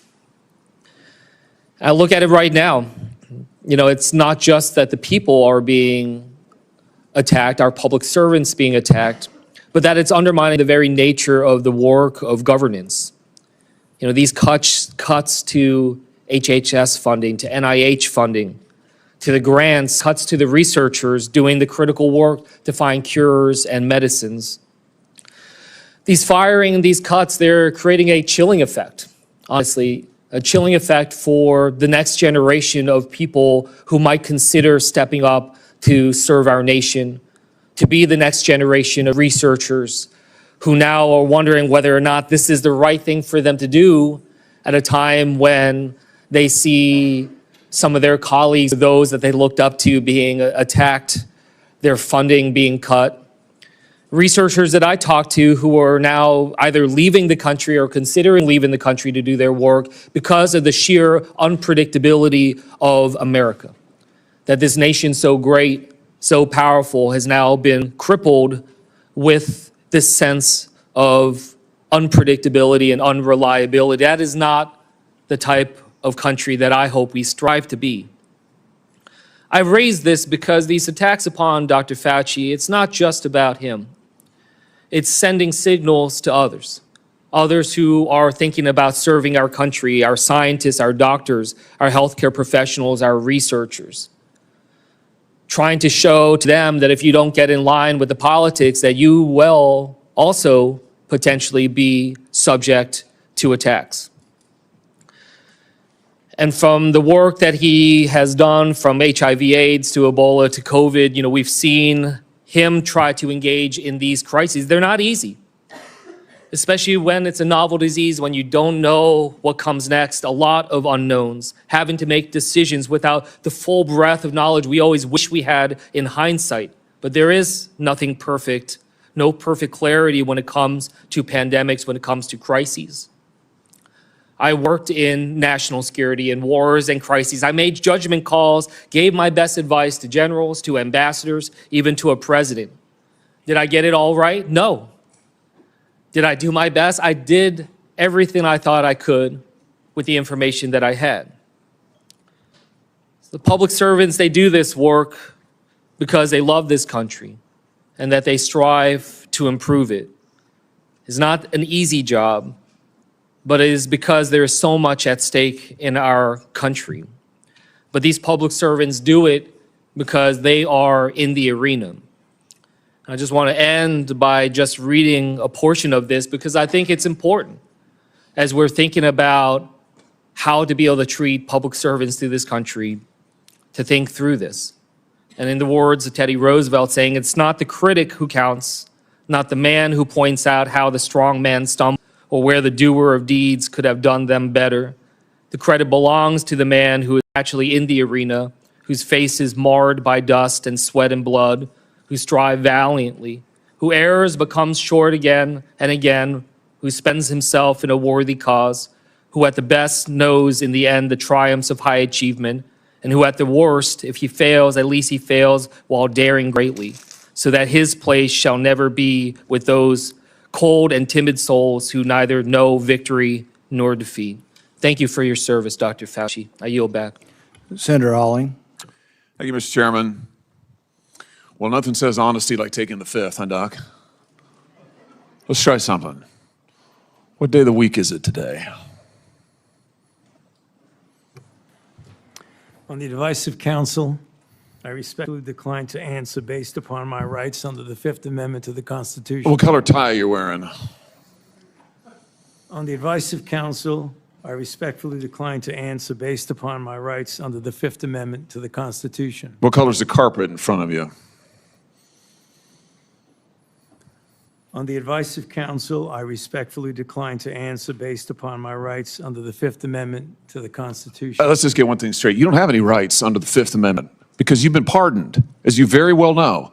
As the Supreme Court has been clear for a century and more, Brown versus Walker, 1896, when he has been pardoned, he may not stand upon his privilege. You know that. Your lawyers sitting behind you now shifting nervously in their chairs, they know it. This isn't about the Constitution. This isn't about the law. This is about contempt. Contempt for this body and contempt for the American people. But I think I know why you're doing it. It's because you don't want to answer questions.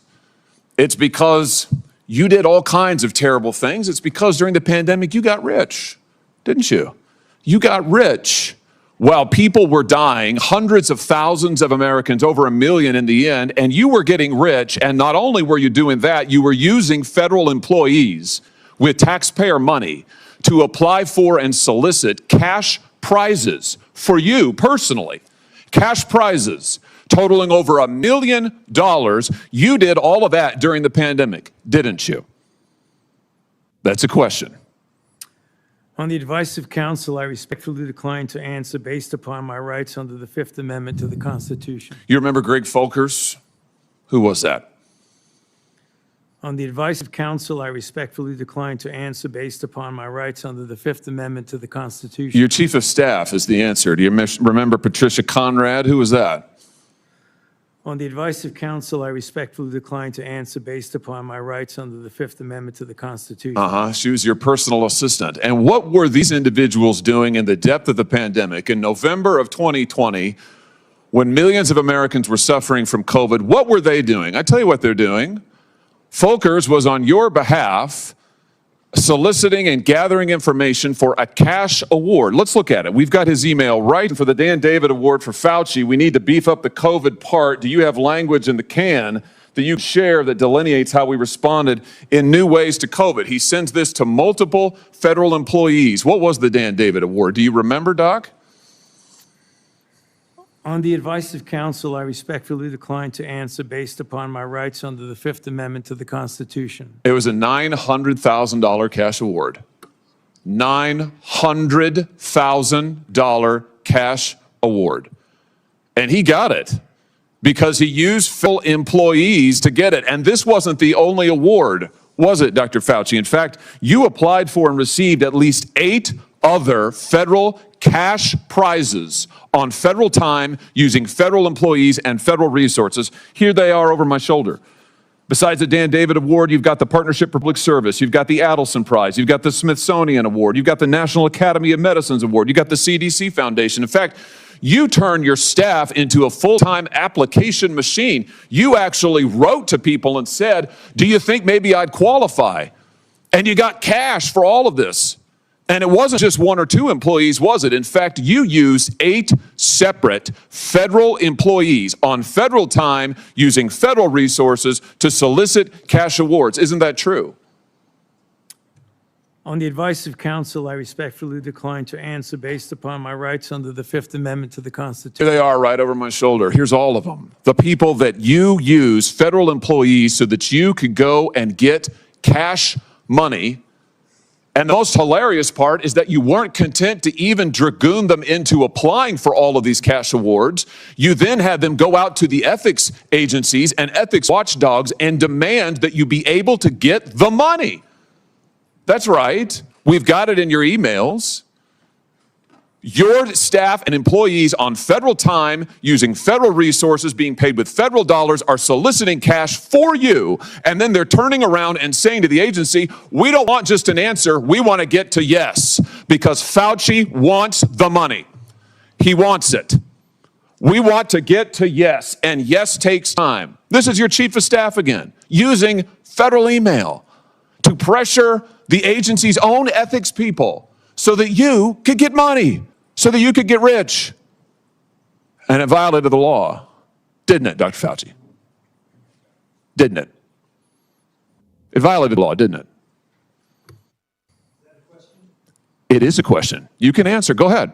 On the advice of counsel, I respectfully decline to answer based upon my rights under the Fifth Amendment to the Constitution. Federal law, as you very well know, prohibits the solicitation of cash awards or other personal benefits for federal employees. And it certainly prohibits using your own employees to do this. 5 CFR section 2635-205B, it says it right there in black and white. You cannot use federal resources, federal dollars, federal employees, federal offices, federal email, federal time to solicit cash awards, and you did all of it, and the worst part is thousands of people were dying while you were doing it. You were supposed to be the nation's doctor, and you were playing one on TV, but this is what you were doing with your time. Isn't that true? On the advice of counsel, I respectfully decline to answer based upon my rights under the Fifth Amendment to the Constitution. Yeah, I can see why. I can certainly see why. You know what I can't quite figure out is that why you were so obsessed with it, because you're already rich. I mean, and your scheme worked here. I mean, your net worth now is north of $12 million.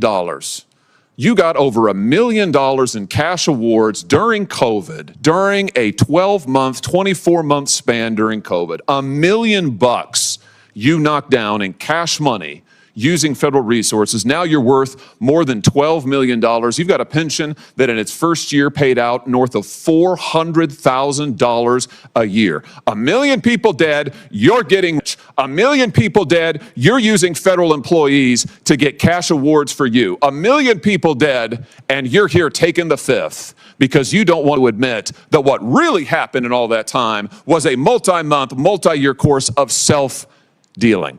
Isn't that true, Dr. Fauci?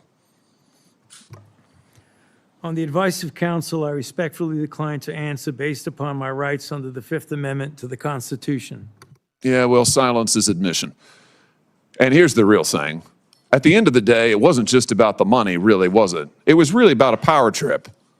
I mean, through all of this, you want to be the most famous scientist in the world. You were so focused on getting every award and every drop of cash that you could, all because you wanted to be on TV. You wanted to be the sun god of science. You wanted to be the guy who was in charge of it all. You wanted to blambast Trump. You wanted to make sure that nobody else stole your spotlight. You wanted to be the guy. You had time to sit for InStyle magazine. Here's what you were doing with your time. You could sit for InStyle magazine But you can't answer questions for the American people. You could sit for InStyle magazine, but you're here taking the fifth. You could sit for InStyle magazine and get $1 million in cash awards. But now the cat's got your tongue. I bet he does.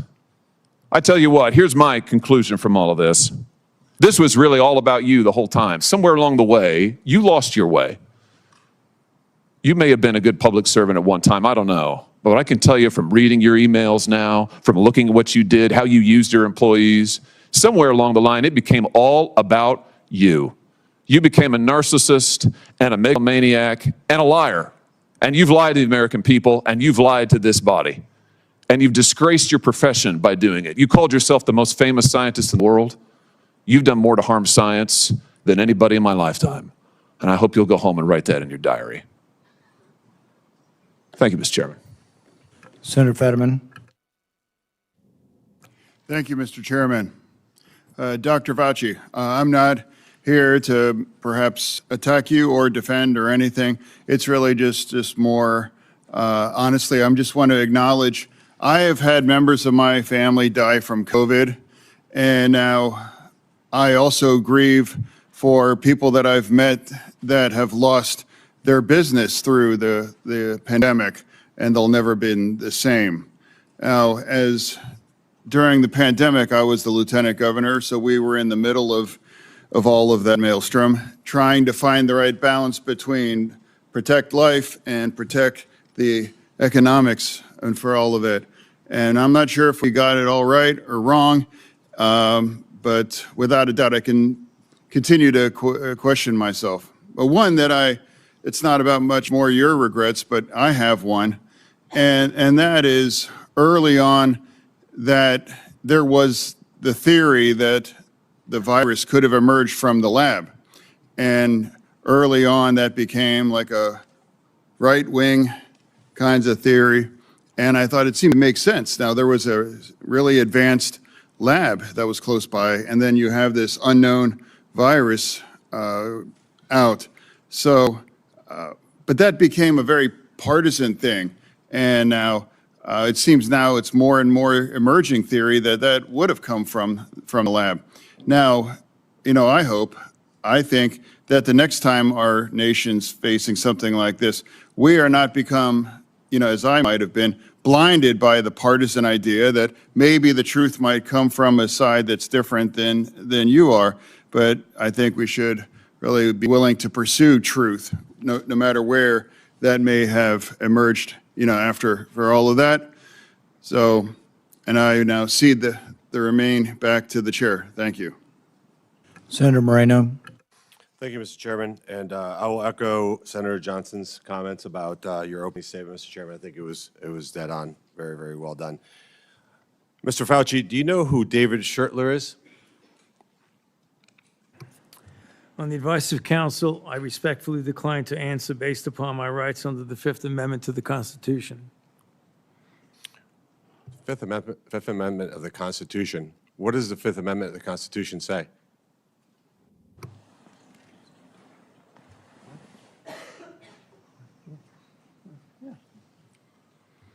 On the advice of counsel, I respectfully decline to answer based upon my rights under the Fifth Amendment of the Constitution. No, I'm just asking you what it says. On the advice of counsel, I respectfully decline to answer based upon my rights under the Fifth Amendment to the Constitution. I'm going to give the Constitution to my aide. He'll bring it over to you so you can have it for future reference. I think it's something that every American should know what the Constitution says. Do you know who wrote the Fifth Amendment? On the advice of counsel, I respectfully decline to answer based upon my rights under the Fifth Amendment of the Constitution. So you're invoking a right that you don't know who wrote it or what it says. Is that correct? On the advice of counsel, I respectfully decline to answer based upon my rights under the Fifth Amendment to the Constitution. Wow. Well, let me tell you who David Schertler is for the audience, because he was ejected by the chairman. He's a high-profile criminal attorney. He's represented some really great people, like Senator Bob Menendez. Maybe that's somebody who my Democrat colleagues may remember took gold bars as bribes from the Egyptians. And there's an article here in the Washington Free Beacon that talks about why you would hire a guy like Dever Schertler, and the comment is, if you're in deep shit, that's who you call. Do you feel like you're in deep shit? On the advice of counsel, I respectfully decline to answer based upon my rights under the Fifth Amendment to the Constitution. Clearly, what you think today is that somehow you're above reproach. Somehow you feel like you don't need to be treated like a normal American. Can you do me a favor in the audience and stand up if during the time of the COVID pandemic, you were called a racist for calling the virus a Wuhan virus or the China virus? If you thought the 6-foot rule was total crap, if you thought the vaccine wasn't something that you should take, if you thought it was outrageous the way the mask policy was rolled out, if you were fired from your job for not taking that vaccine, including members of the military, if you thought closing schools was catastrophically stupid, and that you thought that during these times saying these things made you somehow a lesser human being. Dr. Fauci, can you just turn around and look at the people behind you? You're not willing to do that? That's not a question. It's not a question. To your lawyers, not a question. It's a request. All you have to do is look up from your lawyers and look at the people who were absolutely shamed for saying what we know now to be the truth. You can't even look at them? That's a question. Are you able to look at them? You can sit down in the audience.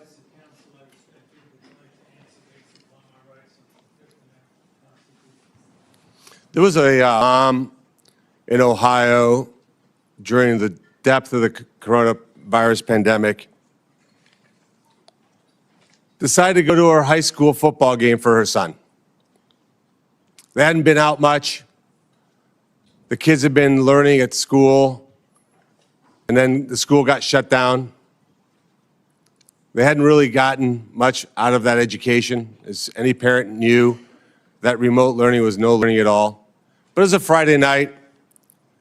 Her son wanted to go watch a buddy go play football.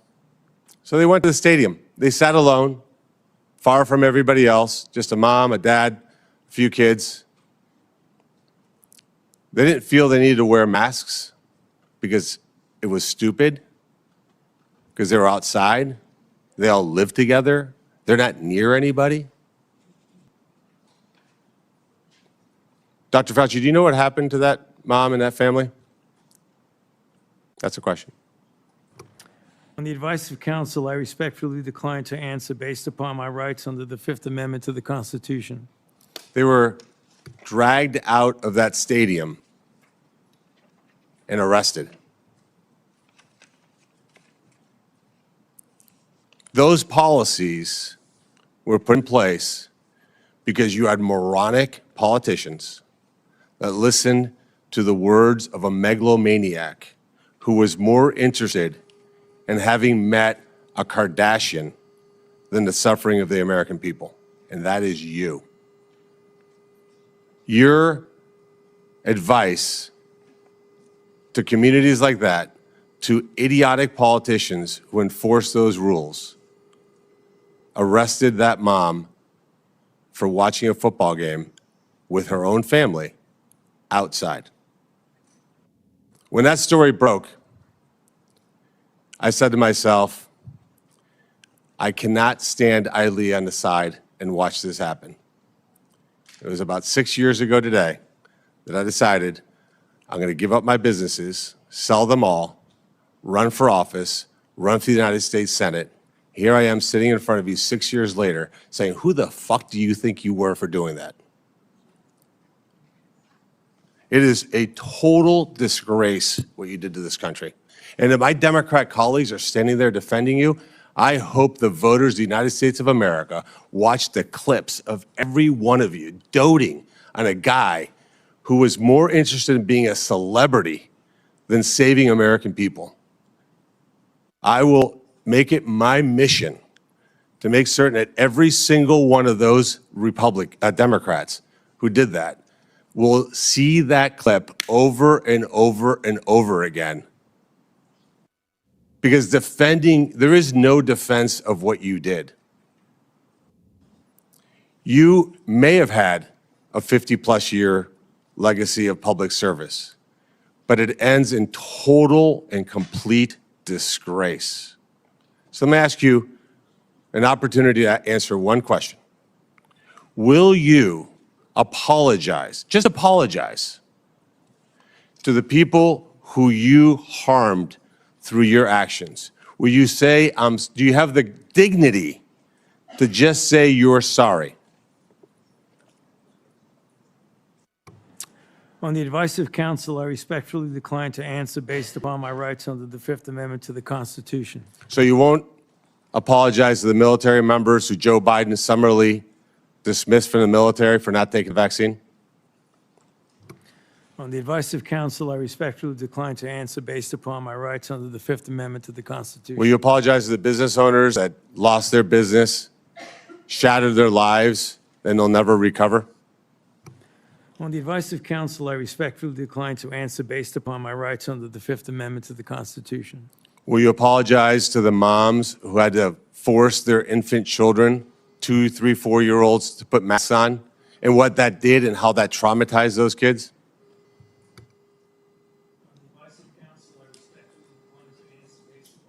Under the Fifth Amendment to the Constitution. Will you apologize to the family members of the people who died because they took your advice and not only got the first vaccine, but the 5, 6 other boosters that they did not need?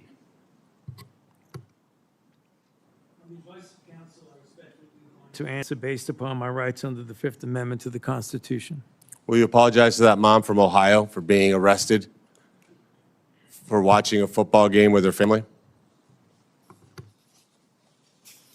On the advice of counsel, I respectfully decline to answer based upon my rights under the Fifth Amendment to the Constitution.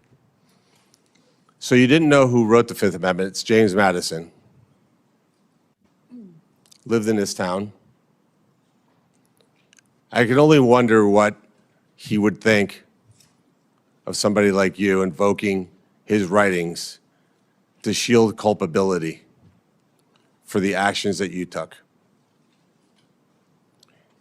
It's no secret why you have to hire the biggest dirtbag attorney on the planet, because of what you did. I hope you're paying him well. And I hope that one way or the other, somewhere, sometime, you answer for your crimes. Senator Ernst. Thank you, Mr. Chairman, for holding this important hearing today. Dr. Fauci, Americans haven't forgotten the tragic stories of people who lost loved ones during COVID and those that were denied a chance to say goodbye to their family members that were in hospitals or residing in nursing homes because of the COVID-19 protocols.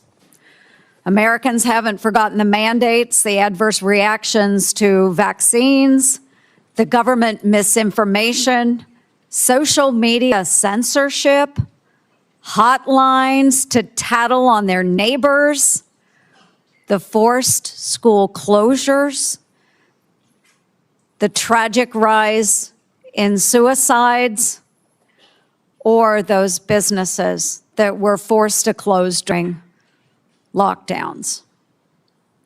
Americans haven't forgotten the hundreds of billions of dollars spent by taxpayers for COVID relief, stolen by fraudsters who bought Rolls Royces and yachts. These were taxpayer dollars. Americans have lost trust in science and government after the COVID response, trust which will be incredibly difficult for us to gain back. Dr. Fauci, you said that the science was evolving and that your recommendations evolved with it. But Americans remember you as the public face of the coronavirus response. As one of the nation's most trusted voices, you urged policies you said were absolutely necessary, even when those policies came at an enormous human and economic cost. And Americans deserve answers about reports that you may have worked with others to pressure the president into adopting the slow the spread strategy, and why you later sought an unconditional pardon for crimes you may have committed dating back to 2014. Dr. Fauci, in 2022, you had a taxpayer-funded salary of $480,000 a year. You were, in fact, the highest paid federal employee in the entire federal government, even making more than the NIH director and the President of the United States. According to now public documents, that was due in large part to your work on biodefense.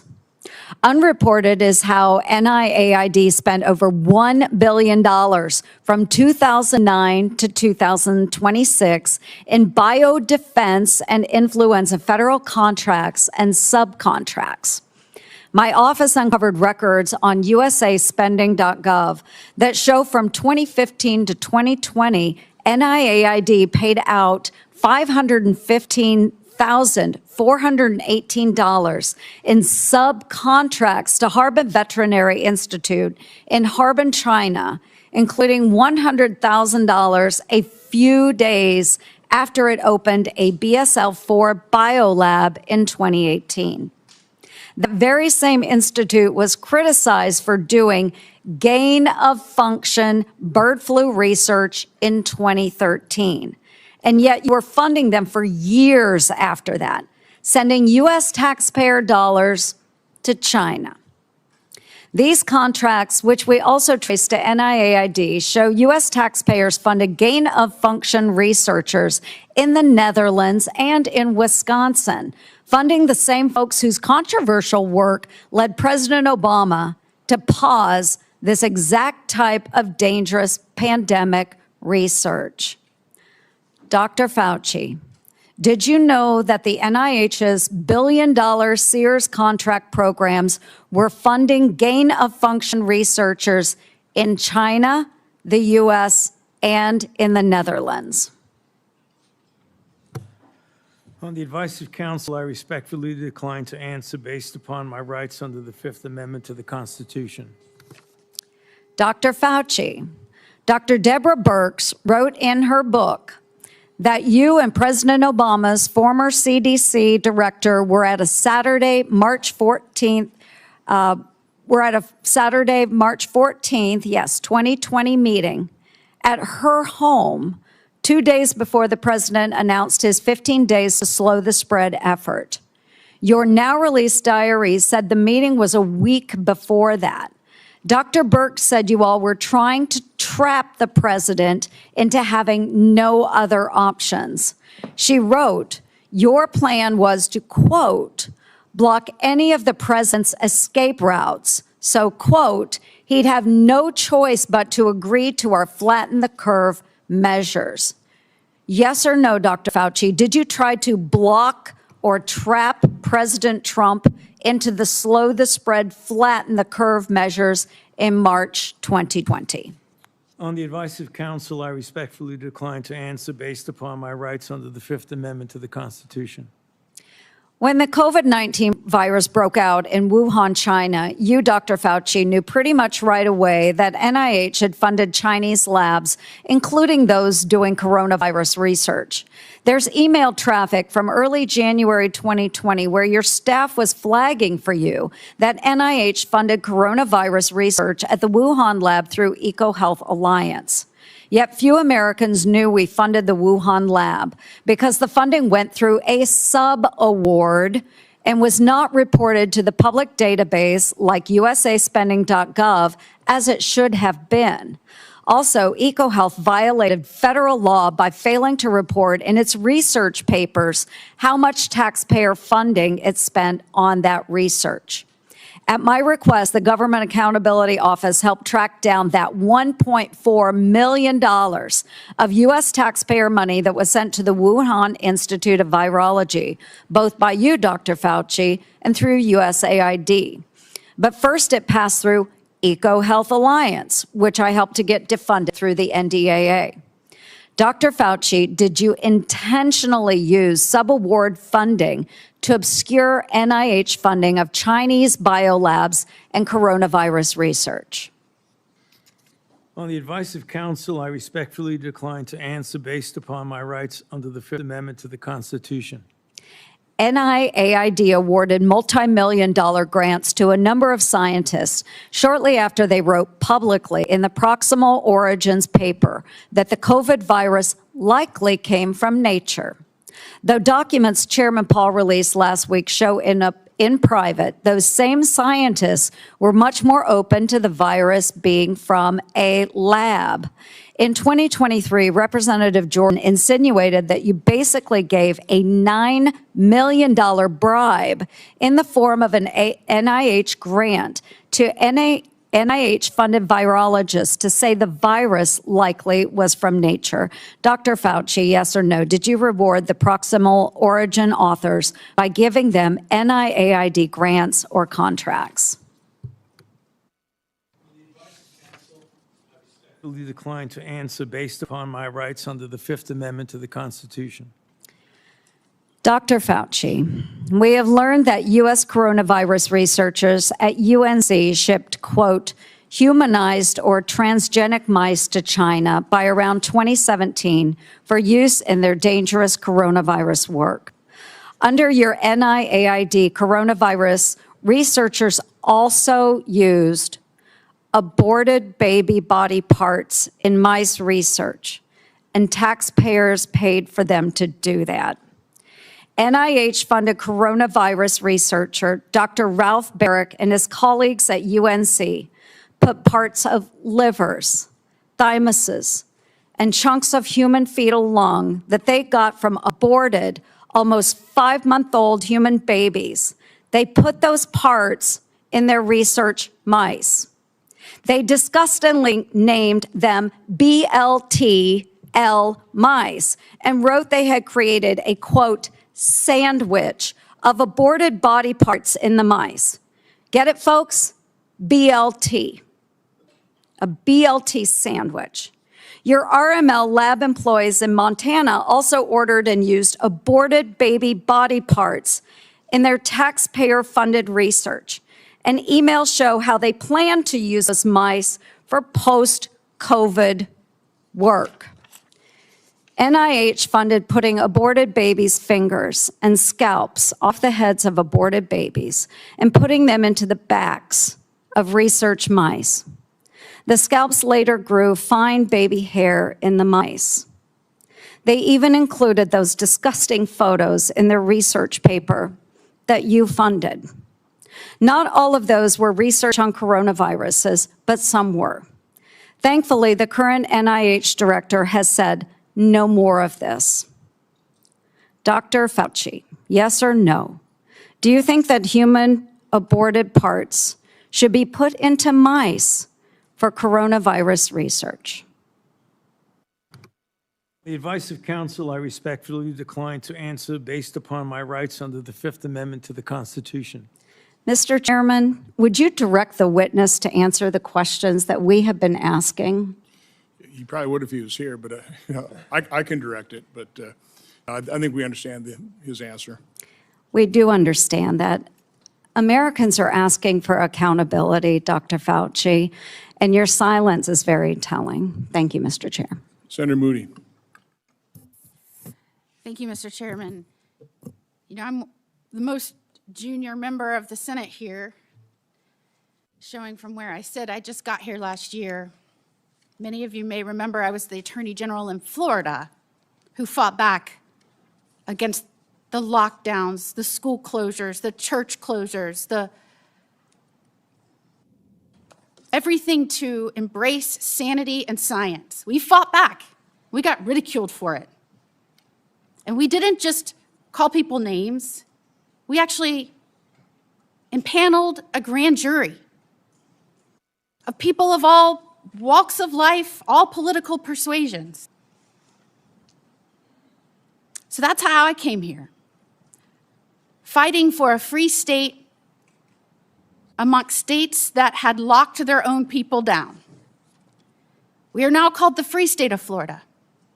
And I believe our responsibility here is to make sure that government remembers the people are our bosses, that we report to them, that we're accountable to them. Government shouldn't operate for itself. Government operates on behalf of and for the American people. And anytime we get close to reporting back to our bosses about what government has done or how it's been abused, or how individuals that are employed by the government had acted in their own self-interest or against the interests of the American people, every time we get close, if we start uncovering outrageous fraud, we'll have a hearing, and the tactics have been to not show up. So you'll have all of us over here trying to drill down on why we've been giving money that actually works against American citizens, and no one shows up. Today well, nobody's here at the moment. Today there seems to be a different tactic. Today we have Democrats showing up and trying to spin why we shouldn't even be having this hearing to report back to our bosses. One said, today's hearing does damage. It will deter others from public service. Another said, this hearing is designed to entrap you. Another said, one fell all over himself flattering you, thanking you for your service multiple times, quoting man in the arena. Another said that we are demeaning first responders, and today is a sad play in a repeated playbook, or we're going after one man. I mean, all of their time was used on why we should not be having the hearing to report back to our bosses and give the people accountability. So I would like to talk about that because I believe that the trust the American people place in our public health institutions and what happened to that trust during COVID is important. Because in a public health emergency, they are asked to make extraordinary sacrifices based on advice given to them by the government that's supposed to be working for them. And for that system to work, the public has to be able to trust the people giving them instructions. That trust depends on candor. Would you agree with that, Dr. Fauci? On the advice of counsel, I respectfully decline to answer based upon my rights under the Fifth Amendment to the Constitution. And when the evidence is uncertain, officials need to say so. When recommendations are based on assumptions rather than hard data, they need to say so. And when they get something wrong, they need to own it. And when the trust is lost and the consequences extend far beyond any single pandemic, the next time public health officials genuinely need Americans to listen, millions of people may simply ignore them or not believe them. And Dr. Fauci, you were undeniably the face of the federal government's COVID response. You said so yourself in your diary. You said it's not hyperbole to say, I've become the most famous and talked about person in the country. So I want to understand how we got here. Let's start at the beginning. On March 8th, 2020, you appeared on 60 Minutes to discuss the spread of COVID-19. You were specifically asked to clear up the confusion and misinformation surrounding masks. You told the American people, right now in the United States, people should not be walking around with a mask. The interviewer immediately stopped you and said, are you sure of it? Because people are listening really closely to this. And instead of walking back or qualifying your statement in any way, you doubled down. There's no reason to be walking around with a mask. When you're in the middle of an outbreak, wearing a mask might make people feel a little better. It might even block a droplet, but it's not providing the perfect protection that people think it is. And often there are unintended consequences. People keep fiddling with their masks. They keep touching their face. Just a few weeks later, the CDC released its guidance recommending that Americans wear masks in public. You were asked to explain your original recommendation. You emphasized a very different consideration. You said, well, back then, the critical issue was to save the masks for the people who really needed them because it was felt there was a shortage of masks. So I want everybody to sit with that. The critical issue driving your initial recommendation to the American public was scarcity, logistics, not medical evidence. So when you told the American people there was no reason to wear a mask, what was your principal objective? Giving them an honest assessment of the medical evidence or discouraging them from consuming a scarce supply of masks? On the advice of counsel, I respectfully decline to answer based upon my rights under the Fifth Amendment to the Constitution. Well, unfortunately, that was just the beginning of a broader pattern. Let's talk about the 6-foot distancing rule. In April 5th, 2020, interview on CBS said, "Every time I get to that podium in the White House briefing room, I always essentially plead with people. Please take a look at those very simple guidelines of physical separation, and they're very, very clear. Physically separate 6 feet away." Yet when Congress finally asked you in 2024 what science supported that evidence, 6-foot distance rule for COVID, you admitted you were not aware of any studies supporting it.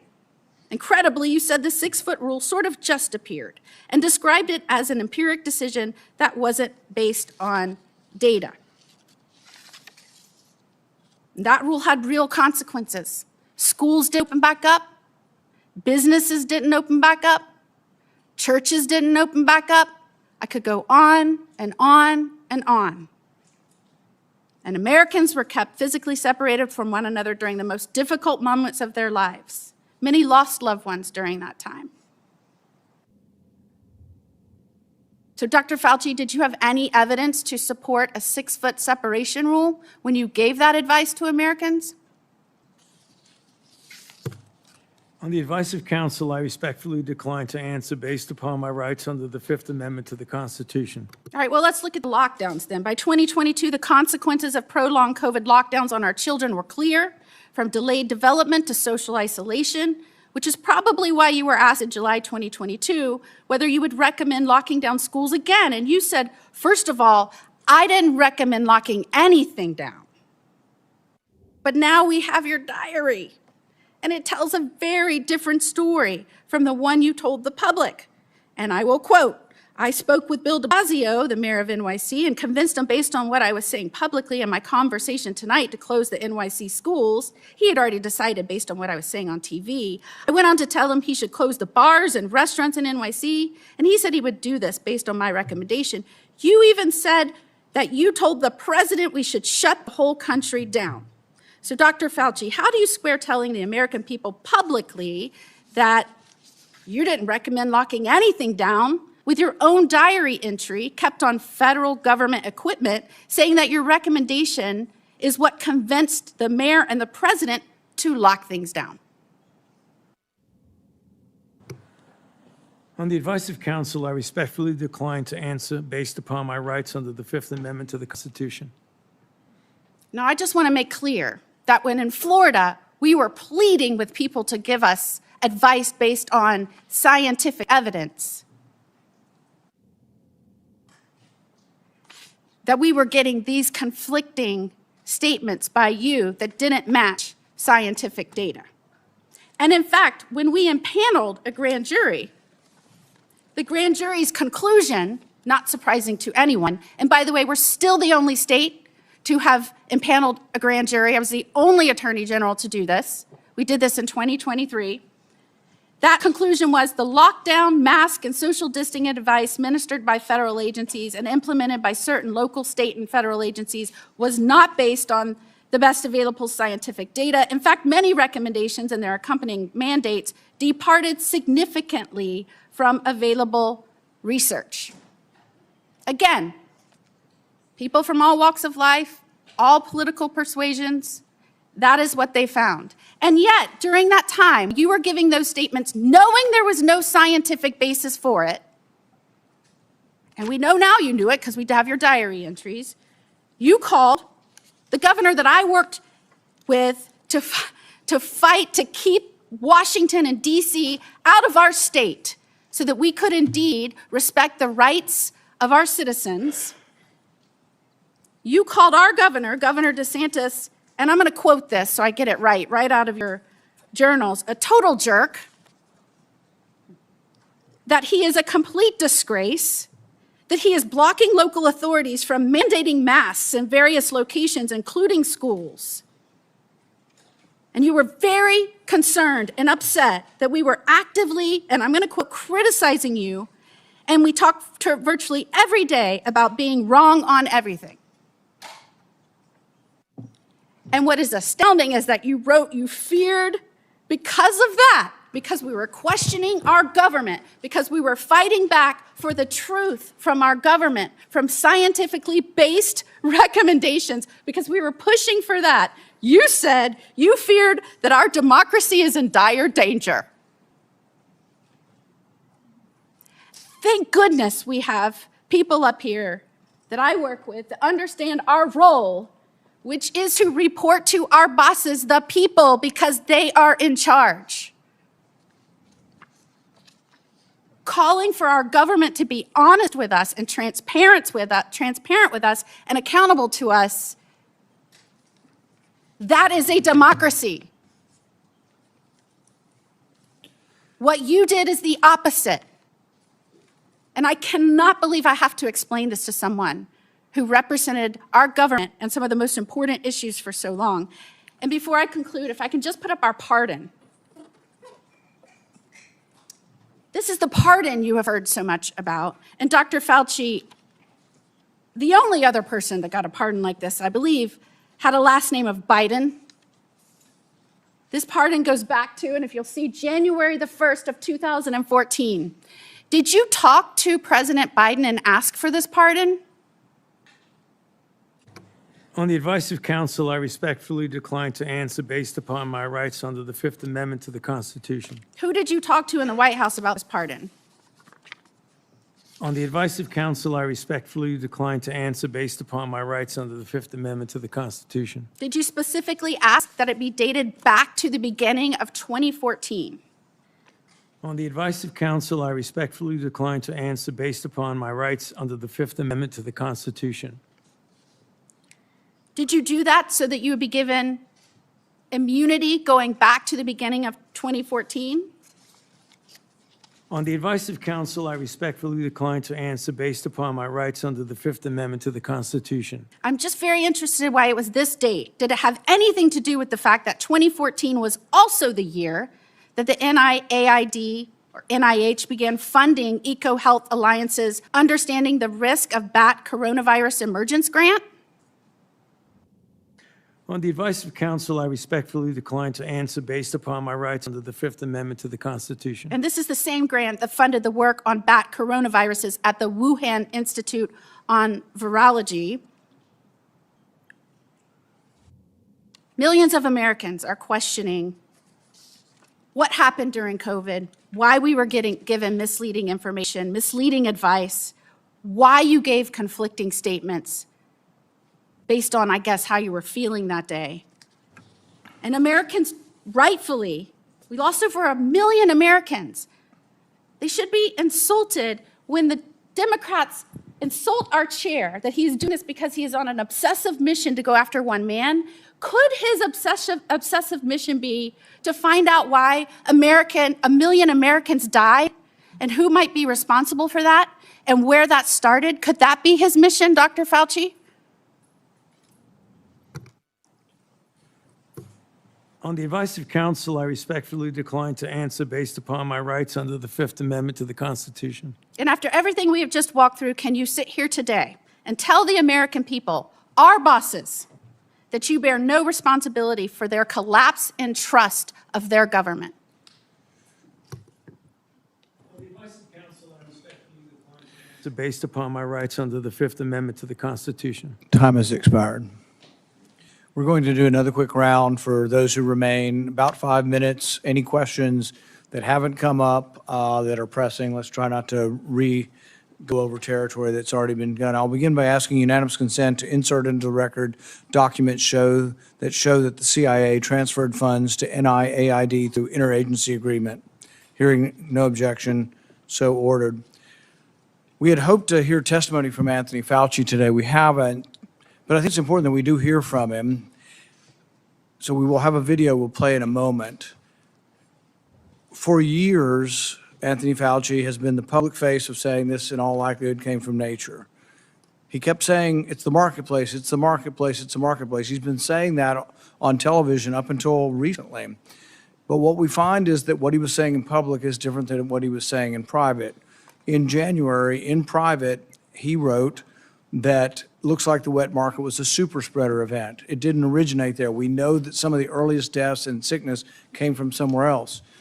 But then for years and years, we got dishonesty. So let's play the video so we can see a little juxtaposition of the problem we're dealing with. Fauci's journal entries contradict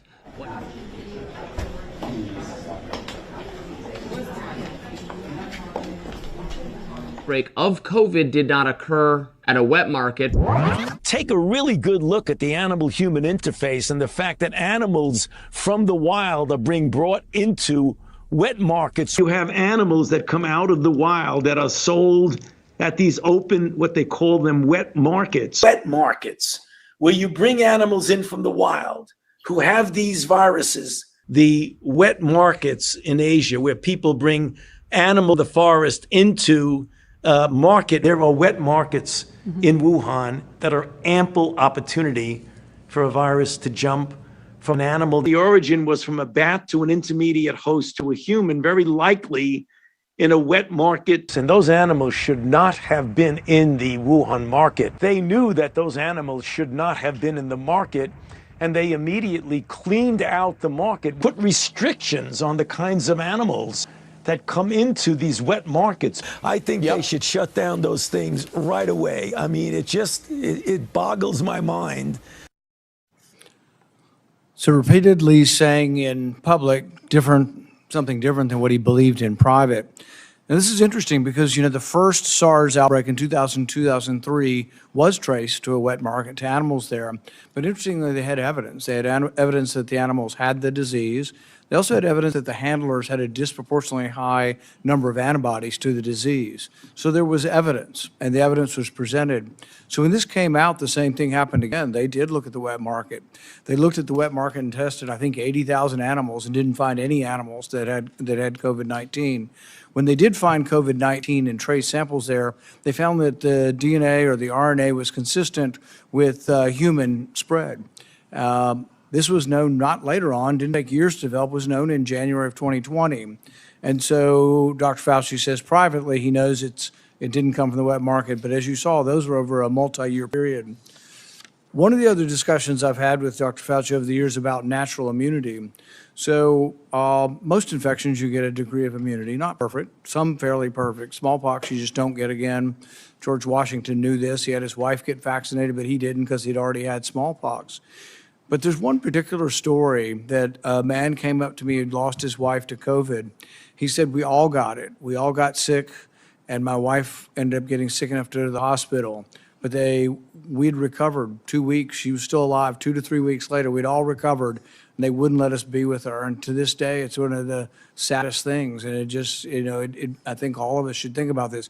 They were not allowed to visit their mom. He wasn't allowed to visit his wife in the hospital.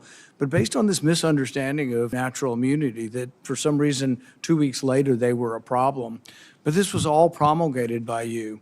We had the workers in the, the meat factories. They were essential. They had to keep working. Most of them got COVID. They got it in the first couple of weeks. Most of them were younger. The reassurance should have come from public health. The reassurance should have said, congratulations, you've recovered. It also should be acknowledged. What's the number one thing we can do if we get another pandemic? Before we have a vaccine, before we have monoclonal antibodies, it would be to utilize natural immunity. So instead of the advice you were giving to Cuomo and others in New York that led to the deaths of hundreds of thousands of people or tens of thousands of people, you could have been saying, well, maybe the nurses taking care of the elderly should be people who are 2 weeks out from COVID infection. We could have used natural immunity as somewhat of a block or protection. Imperfect, but the only protection we had and the only thing we could have done. Instead, the nursing homes were seated with people who had COVID. So I think the discussion of natural immunity is one where there wasn't sufficient honesty, humility, there wasn't enough presentation to encourage people. That was the only encouraging thing we had for a while is, you've got it, you're very, very, if not impossible, close to impossible chance that you'll die if you get it again. Everybody could have been reassured. Nobody was reassured. It's like, well, we don't know. We just don't quite understand natural immunity. My favorite quote from that is from Martin Kulldorff from Harvard. You called him one of the people that you had to take down, the fringe epidemiologist, which I've never ever heard a scientist call another scientist that. But he jokingly said on Twitter, he said, yeah, we knew about natural immunity from 486 BC, from the time of the Athenian plague. We lost all knowledge of it in 2020.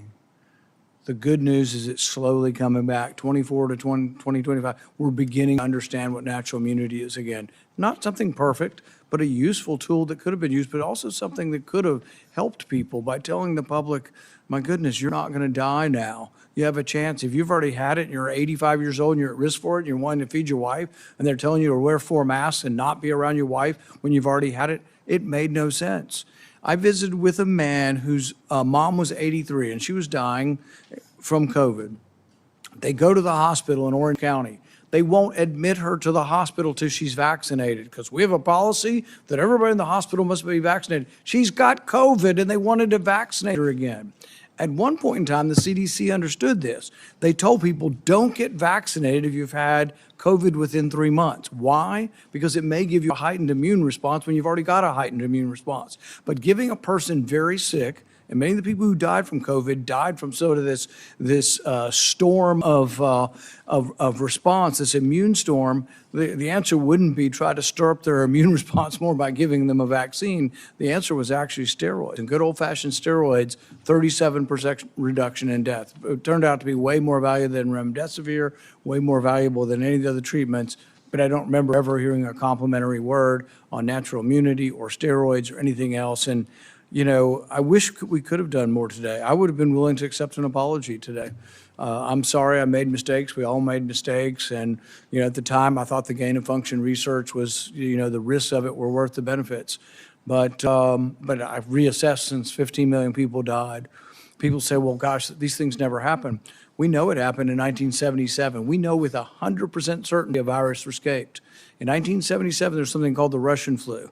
Nobody's exactly positive how it got out. But when they sequenced it, they found out that a flu in 1977 had exactly the same RNA as a 1954 one that they had in the lab and they had created a vaccine for.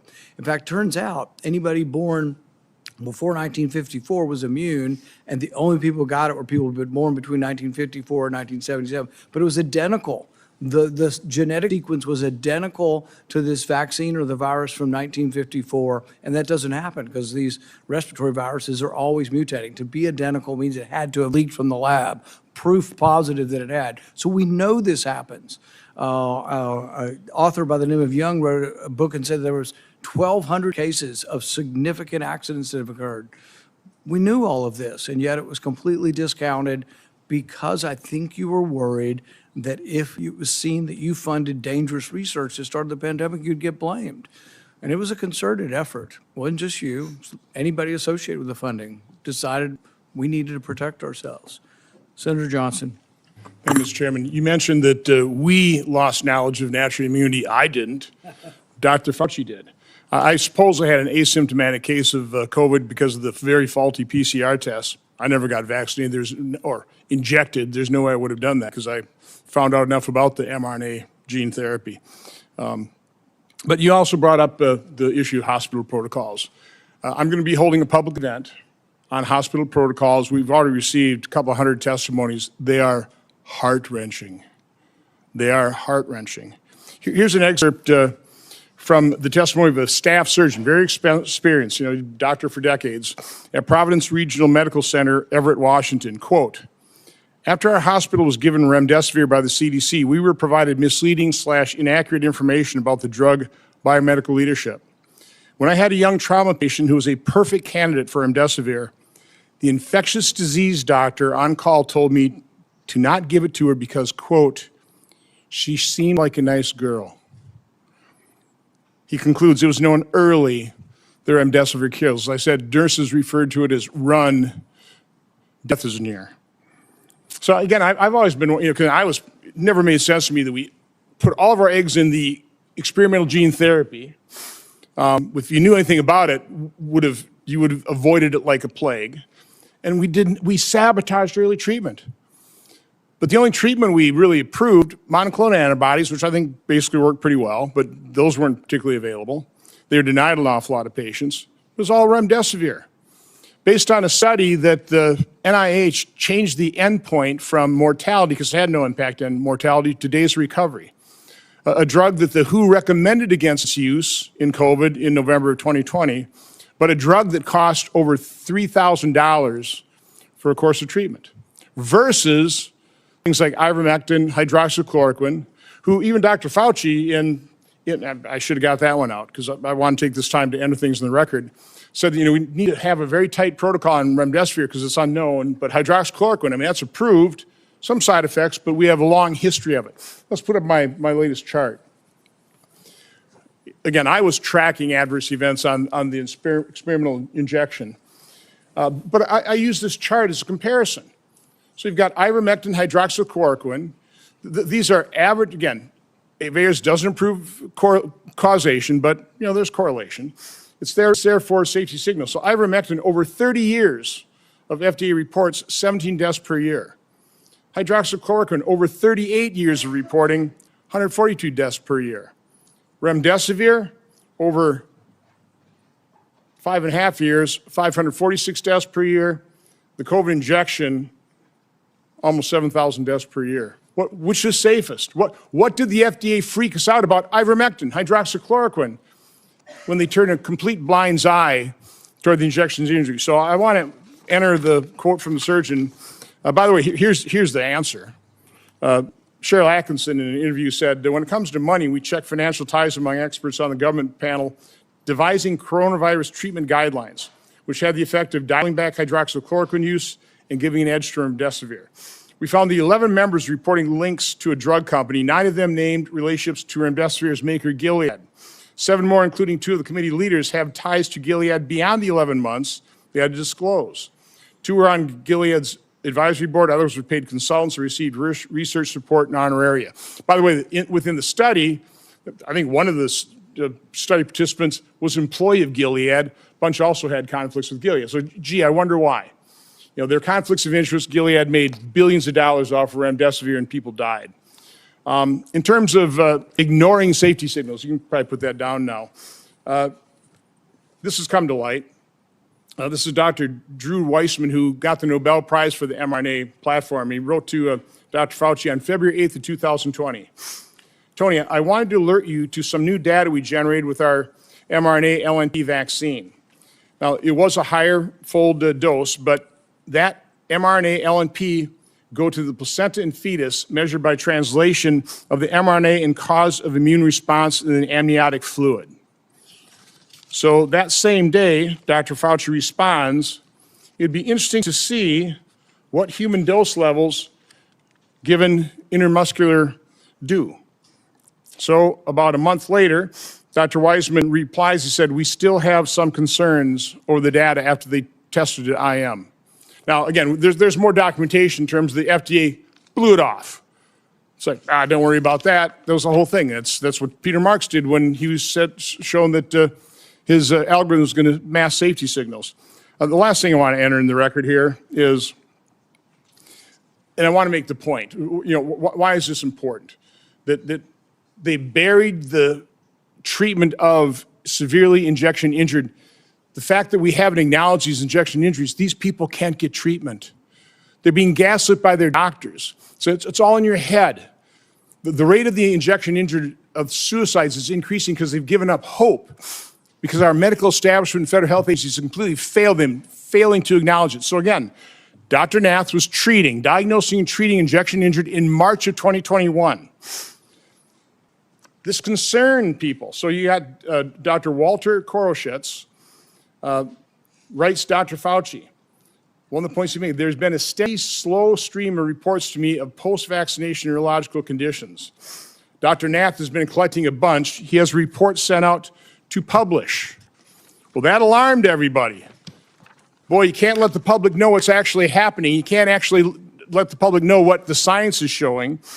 So on April 29th, a email from Francis Collins, head of NIH, to Dr. Koroshitz, says, I find this approach troubling and will have the main consequence of feeding vaccine hesitancy and social media overreaction. Then Dr. Lawrence Tabak writes to Francis Collins, I don't understand why Walter does not shut this thing down. Why don't you shut down Dr. Nath, who's actually treating injection injured? Why? Because of vaccine hesitancy. And because we haven't acknowledged that, and the reason I've been advocating for this is because I know the injection injured. I know people who lost loved ones within days of the injection. And we've turned our backs on them. They deserve acknowledgement. They deserve to be heard, seen, and believed so they can get treatment. I also know the doctors whose careers were destroyed because you denigrated things like ivermectin and denied ivermectin to people in hospitals who got their kidneys knocked out by the remdesivir but got put on ventilators, never got to hug their loved ones goodbye because of those hospital protocols. That's what your science did to people. So, Dr. Fauci, my only question is, based on your lack of testimony here today, based quite honestly on our investigation into the cover-up of safety signals and injection injuries, we have issued letters to a number of former FDA officials to come in for transcribed interviews. You will be getting a letter today asking for a volunteer transcribed interview. So I'd be asking, will you comply or will I have to subpoena you? On the advice of counsel, I respectfully decline to answer based upon my rights under the Fifth Amendment to the Constitution. Expecting a subpoena. Thank you. Senator Scott. Dr. Fauci, did you personally receive any royalty payments connected to COVID-related intellectual property? On the advice of counsel, I respectfully decline to answer based upon my rights under the Fifth Amendment to the Constitution. Given that NIH receives royalty payments from certain pharmaceutical companies, why would any American believe these financial ties did not influence decisions about which treatments were promoted or restricted? On the advice of counsel, I respectfully decline to answer based upon my rights under the Fifth Amendment to the Constitution. Why doesn't NIAID publicly disclose these payments? On the advice of counsel, I respectfully decline to answer based upon my rights under the Fifth Amendment to the Constitution. Did you partner with Bill Gates on global health initiatives or vaccines? On the advice of counsel, I respectfully decline to answer based upon my rights under the Fifth Amendment to the Constitution. How much did Bill Gates entities provide in funding to NIAID collectively since 2005? On the advice of counsel, I respectfully decline to answer based upon my rights under the Fifth Amendment to the Constitution. To your knowledge, did Bill Gates partner with China on sensitive research? On the advice of counsel, I respectfully decline to answer based upon my rights under the Fifth Amendment to the Constitution. Specifically, dual-use research such as countermeasures or gain of function? On the advice of counsel, I respectfully decline to answer based upon my rights under the Fifth Amendment to the Constitution. Do you know if Bill Gates' entities partnered with U.S. government classified programs? On the advice of counsel, I respectfully decline to answer based upon my rights under the Fifth Amendment to the Constitution. Do you know if Bill Gates maintains an active national security clearance? On the advice of counsel, I respectfully decline to answer based upon my rights under the Fifth Amendment to the Constitution. Did you advocate or request for Bill Gates to receive a security clearance? On the advice of counsel, I respectfully decline to answer based upon my rights under the Fifth Amendment to the Constitution. Do you have any knowledge that NIAID or NIH through HHS sponsored or requested a security clearance for Bill Gates? On the advice of counsel, I respectfully decline to answer based upon my rights under the Fifth Amendment to the Constitution. Around 2010, my understanding is that the government shifted its approach to biodefense countermeasure research. Did NIAID, under your leadership, partner with the Obama White House or any other U.S. government classified entities on sensitive countermeasures research? On the advice of counsel, I respectfully decline to answer based upon my rights under the Fifth Amendment to the Constitution. Did your office take steps to drive biological research investments? On the advice of counsel, I respectfully decline to answer based upon my rights under the Fifth Amendment to the Constitution. What was private industry's take on the type of research in the 2010 timeframe and before? On the advice of counsel, I respectfully decline to answer based upon my rights under the Fifth Amendment to the Constitution. Was it considered too dangerous to conduct and industry was hesitant to take this on and invest in? On the advice of counsel, I respectfully decline to answer based upon my rights under the Fifth Amendment to the Constitution. Why did you take steps to mature the government's approach to biodefense? On the advice of counsel, I respectfully decline to answer based upon my rights under the Fifth Amendment to the Constitution. Were there any specific lines of effort or actions you felt were needed during this time to improve the research, development, and fielding model? On the advice of counsel, I respectfully decline to answer based upon my rights under the Fifth Amendment to the Constitution. How was dual use and gain of function incorporated or accounted for in maturing biodefense countermeasures? On the advice of counsel, I respectfully decline to answer based upon my rights under the Fifth Amendment to the Constitution. Did you ever discuss moving gain of function countermeasures research out of government space to private industry space? On the advice of counsel, I respectfully decline to answer based upon my rights under the Fifth Amendment to the Constitution. How were these private organizations regulated through government oversight while conducting risky research, including gain of function or gene editing technology? On the advice of counsel, I respectfully decline to answer based upon my rights under the Fifth Amendment to the Constitution. Did the Obama White House or any government entities take steps to inject funding into private industry? On the advice of counsel, I respectfully decline to answer based upon my rights under the Fifth Amendment to the Constitution. How do you ensure that our national security and public health is protected when private organizations work with foreign countries of concern and have the no government oversight, such as the EcoHealth Alliance research grant you funded in a CCP military lab? On the advice of counsel, I respectfully decline to answer based upon my rights under the Fifth Amendment to the Constitution. Given the culture of the pay to play at NIAID, did you or anyone acting on your behalf make any payment or enter any arrangement in any way or fashion to secure influence the broad pardon you received from President Biden? On the advice of counsel, I respectfully decline to answer based upon my rights under the Fifth Amendment to the Constitution. Thank you, Mr. Chairman. I'd like to ask unanimous consent to enter into the record a letter from the Department of Energy that confirms during Anthony Fauci's tenure that Bill Gates was given Q security clearance from 2014 to 2021. Without objection, that will be entered into the record. I'd also ask unanimous consent to enter into the record the contents of the folder of authorities provided to Dr. Fauci, including the pardon.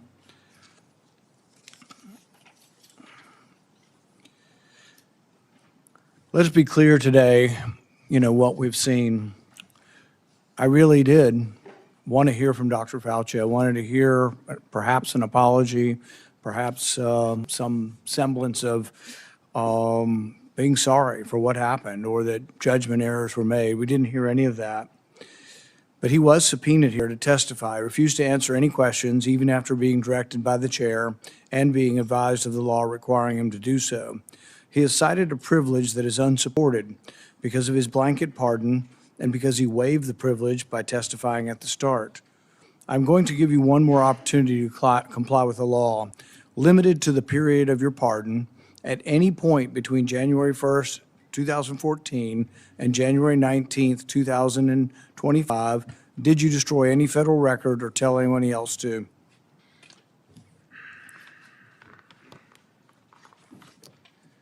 Under the advice of counsel, I respectfully decline to answer based upon my rights under the Fifth Amendment to the Constitution. Given that you have a unlimited presidential pardon, what is your specific objection that you are making? On the advice of counsel, I respectfully decline to answer based upon my rights under the Fifth Amendment to the Constitution. My question was limited to the period of your pardon only. I find your objection unsupported and direct you to answer the question. On the advice of counsel, I respectfully decline to answer based upon my rights under the Fifth Amendment to the Constitution. Because you refused to answer, citing a privilege that is unsupported because of your pardon, and after being denied to do so, this committee has scheduled a vote next week on a resolution certifying your contempt. I think we have another question or two from Senator Langford. Mr. Chairman, really this is a question for you, and it's a question to try to figure out how do we get a good answer on this, because clearly Dr. Fauci's attorneys are saying that he has a Fifth Amendment right. We've also subpoenaed him to be able to compel his testimony to be able to be here. I happen to be in the committee. We're also dealing with Lois Lerner. Lois Lerner came and testified, gave an opening statement, and then took the Fifth Amendment. The committee then held her in contempt for that, saying you can't do both. You can't both testify and say I'm not going to answer questions.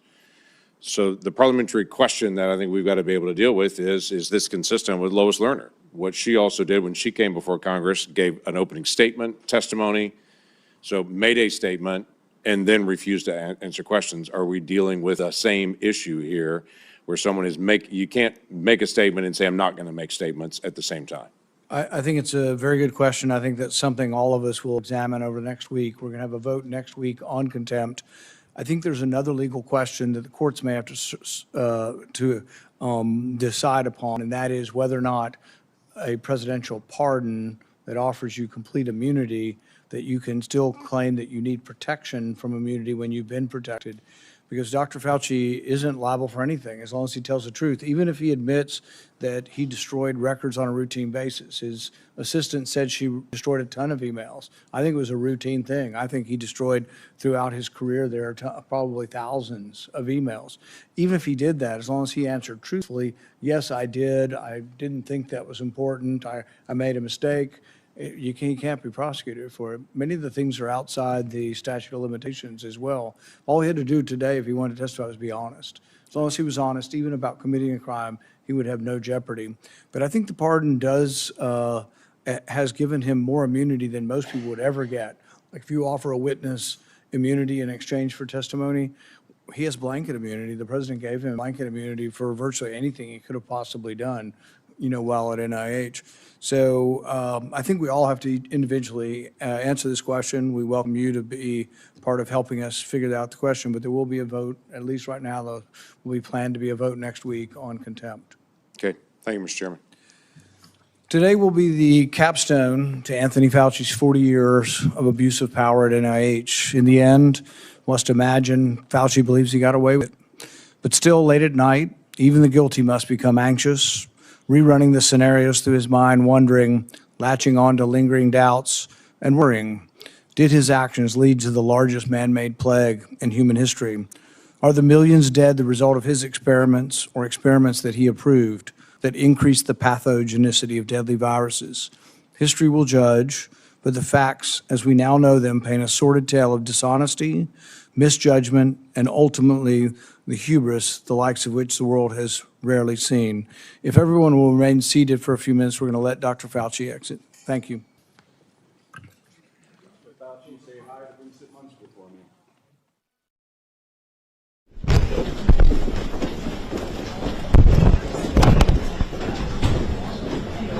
We should be asking how to strengthen our biodefense efforts to deter our adversaries and prevent biological attacks against our country, and how our government can better coordinate and communicate during public health emergencies. Worldwide from COVID-19. Publicly, Anthony Fauci promoted the theory that the virus arose naturally, while privately, he was well aware of a mountain of evidence suggesting the virus originated in the lab. The American people deserve answers. The American people deserve to know why dangerous research was funded by NIAID in a totalitarian country, in a lab that lacked acceptable safety standards. The decision to fund dangerous gain-of-function research in Wuhan, China, will likely go down in history as perhaps one of the worst public health decisions. Frankly, the American people deserve an apology. I hope today Dr. Fauci will come clean, admit it was a mistake to fund dangerous research in China, admit that the risk of this dangerous research exceeded any possible benefits, ask forgiveness, and pledge to help our government devise safeguards so a man-made epidemic never happens again. Instead of an apology, you have for years avoided responsibility. Regarding the lockdowns, you argue that you did not personally issue every lockdown order, close every school, or impose every mandate. But officials across the country invoked your authority to justify these decisions. And you presented your recommendations not as judgments open to debate, but as dictates of science itself. Your own words demonstrate that you understood the influence you exercised. On March 14th, 2020, you wrote that the task force recommendations were driven by me, yourself, Deb, and CDC. The next day you wrote that you had convinced Mayor Bill de Blasio to close the New York City schools, so you were involved. That same night, Governor Gavin Newsom's chief of staff told you that the governor had decided to close California schools, bars, and restaurants after watching you on television. Presidents, governors, mayors, school boards, corporations, and Congress all bear responsibility for the decisions they made. The COVID lockdown, however, could never have been inflicted without you aiding and abetting the crime. Children lost years of education. Small businesses built over a lifetime disappeared. Patients delayed cancer screenings and other medical care. Families were separated from dying relatives. Workers were ordered to accept a medical procedure or lose their jobs. Worship assembly, employment, education, and travel were restricted in the name of science. While you did not impose every restriction, you used your public authority to justify them. While you concluded publicly that COVID occurred naturally, your private record tells a different story. In early 2020, your hand-picked virologist warned that the virus appeared to have been manipulated in the lab. In a conference call concerning the origin of the virus, all but 2 of the participants believed deliberate insertion was possible. Your concern was not merely theoretical. That same week, you led an urgent effort to determine whether your own agency had funded the research related to these experiments that were now under suspicion.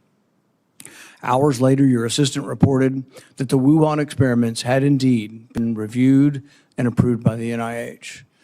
Those were not the actions of officials who believed that a research-related origin was an absurd conspiracy theory. They were the actions of officials urgently trying to determine whether their agency funding was connected to the research under discussion, connected to the pandemic. You could not hide that your agency had funded the Wuhan research or your long history of defending gain-of-function research. The only alternative left was to argue that COVID-19 did not originate in the Wuhan lab. You were not a detached observer. You had an institutional interest in the public believing that federally funded research had nothing to do with the pandemic. It was a conflict of interest from the very beginning. The authors of the proximal origin of SARS-CoV-2 privately had serious doubts about a natural origin. Within days, though, they flipped, and they all wrote in proximal origin that the virus was almost certainly not a laboratory construct. That paper was then used by the government and the media and you to discredit Americans who were asking the same questions that you and the authors were asking yourselves privately. You even cited proximal origin from the White House podium. You held it out as evidence that the virus could not have been engineered, but you didn't disclose your role in the discussions that preceded the writing of the paper. You did not disclose the author's original concerns. You did not reveal that you had been part of the paper, that you had read and offered editorial comments on the paper before it was published, before you began using as evidence that it couldn't have originated in the lab. You did not disclose that you had immediately investigated yourself whether NIAID funding might be connected to the research. You did not tell the American people the full story. Duly released private messages indicate that the doubts with the authors and others didn't disappear after the publication. So while this was being waved at the White House to show that it couldn't come from the lab, the authors were still privately continuing to assign a meaningful probability to a laboratory origin, one thing in public and another in private. Some of the same scientists discussed avoiding email and carefully managing communications that might eventually be obtained under the Freedom of Information Act. The pattern is straightforward. Privately, there was alarm, then an immediate inquiry to see if NIAID's possible exposure to funding, then a rapid public declaration of certainty, continued private doubt, and then years of resistance to disclosure. The question is why? The only logical answer is that your primary concern was avoiding culpability. Your primary concern was hiding the fact that you had approved the funding for this dangerous research. Your support of gain-of-function research is extensive and long-standing. In 2011, your agency funded Ron Fauci's laboratory when it mutated the avian flu until it could spread through the air between mammals. This was the tipping point. This is when others became worried. You funded this. You advocated for this.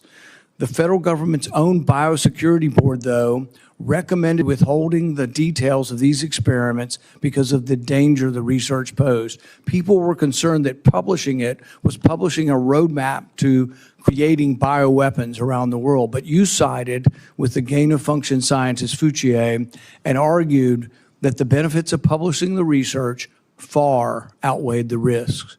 You defended this avian flu transmissibility experiments as critical research. You wrote that even if a scientist became infected and triggered a pandemic, the benefits of the gain-of-function experiments outweighed the risk.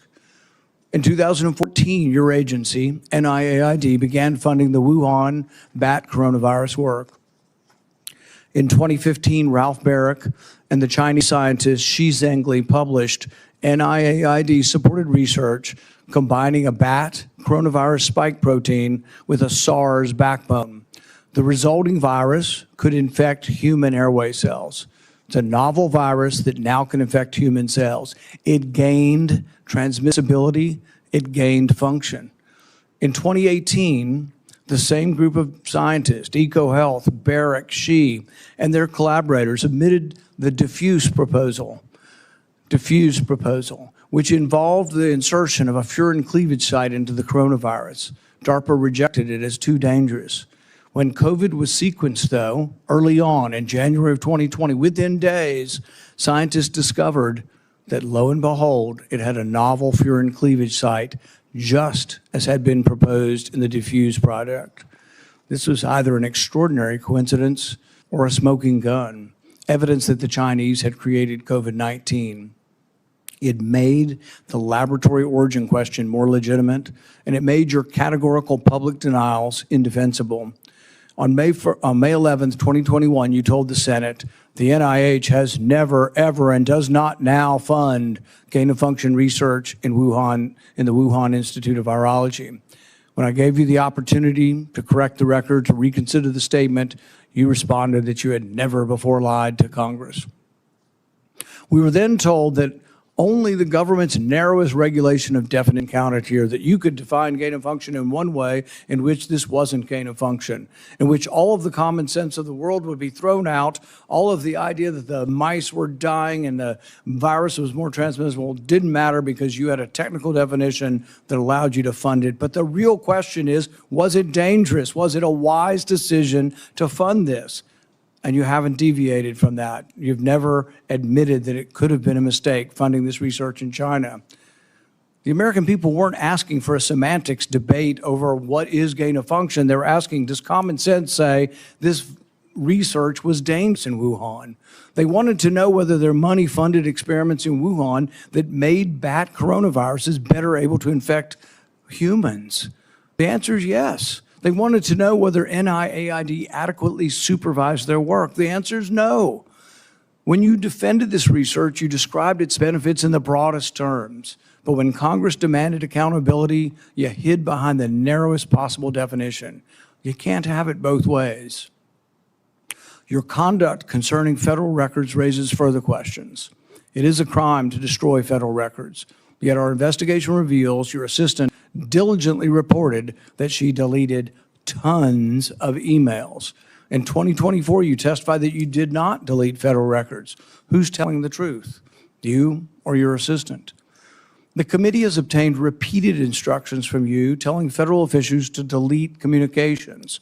On February 2nd, 2020, one day after Origin's call, you told Francis Collins, please delete this email after you read it. The committee asked for your voluntary cooperation to come today. Your appearance had to be compelled by subpoena. You're here today under duress. You're here today because of the court ordering it. President Biden issued you a sweeping pardon extending back to 2014, the same pardon he gave to his son Hunter. A pardon may protect a person from criminal prosecution, doesn't rewrite history. It does not erase documents. It does not convert a misleading statement into a truthful one. And it does not prevent Congress from establishing what happened. There will be another pandemic. There will be another crisis.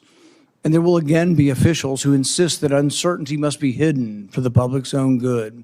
They will demand obedience. They will invoke science. I am the science, as though it were a commandment.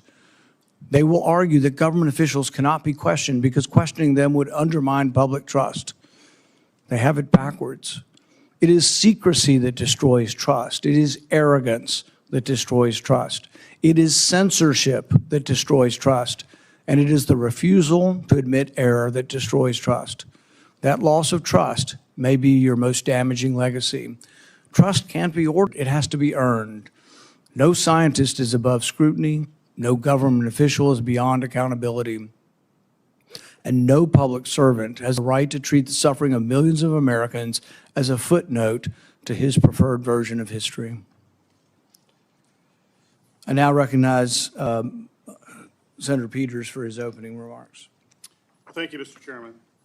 The Senate Homeland Security and Governmental Affairs Committee has a long and a very proud history of conducting serious oversight on behalf of the American people.